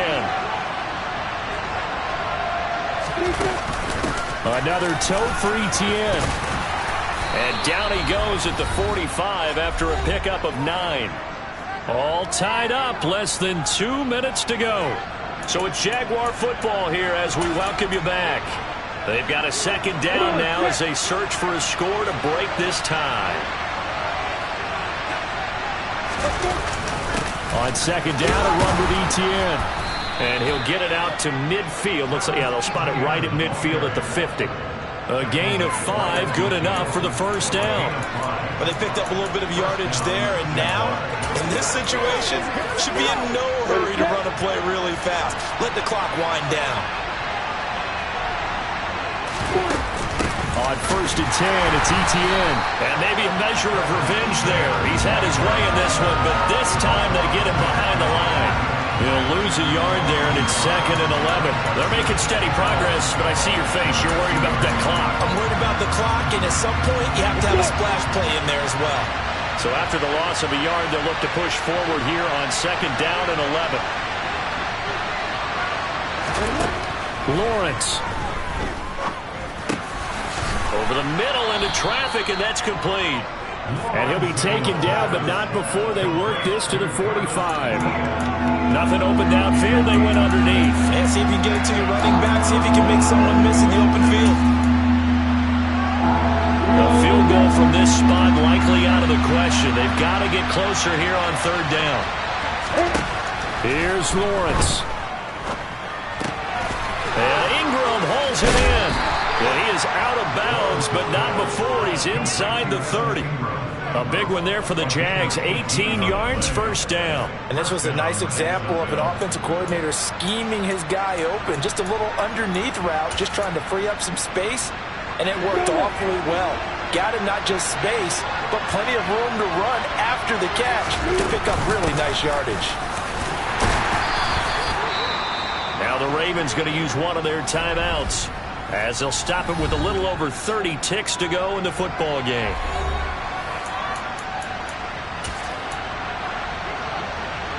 The first down run got 5. Here's 2nd and 5.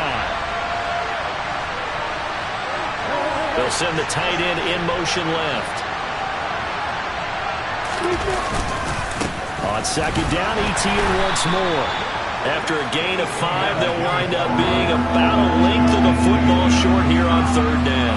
We can't be totally sure that was by design, but we do know that a lot of kickers like the ball in the right hash in order to kick the field goal.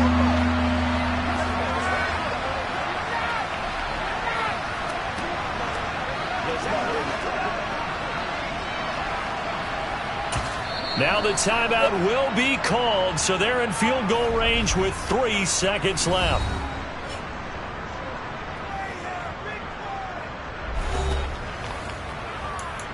Come on, let's go. Let's dominate this. And a timeout comes in. The whistles blow with 3 seconds remaining.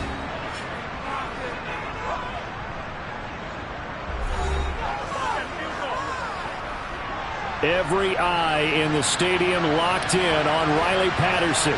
This for a trip to the Super Bowl.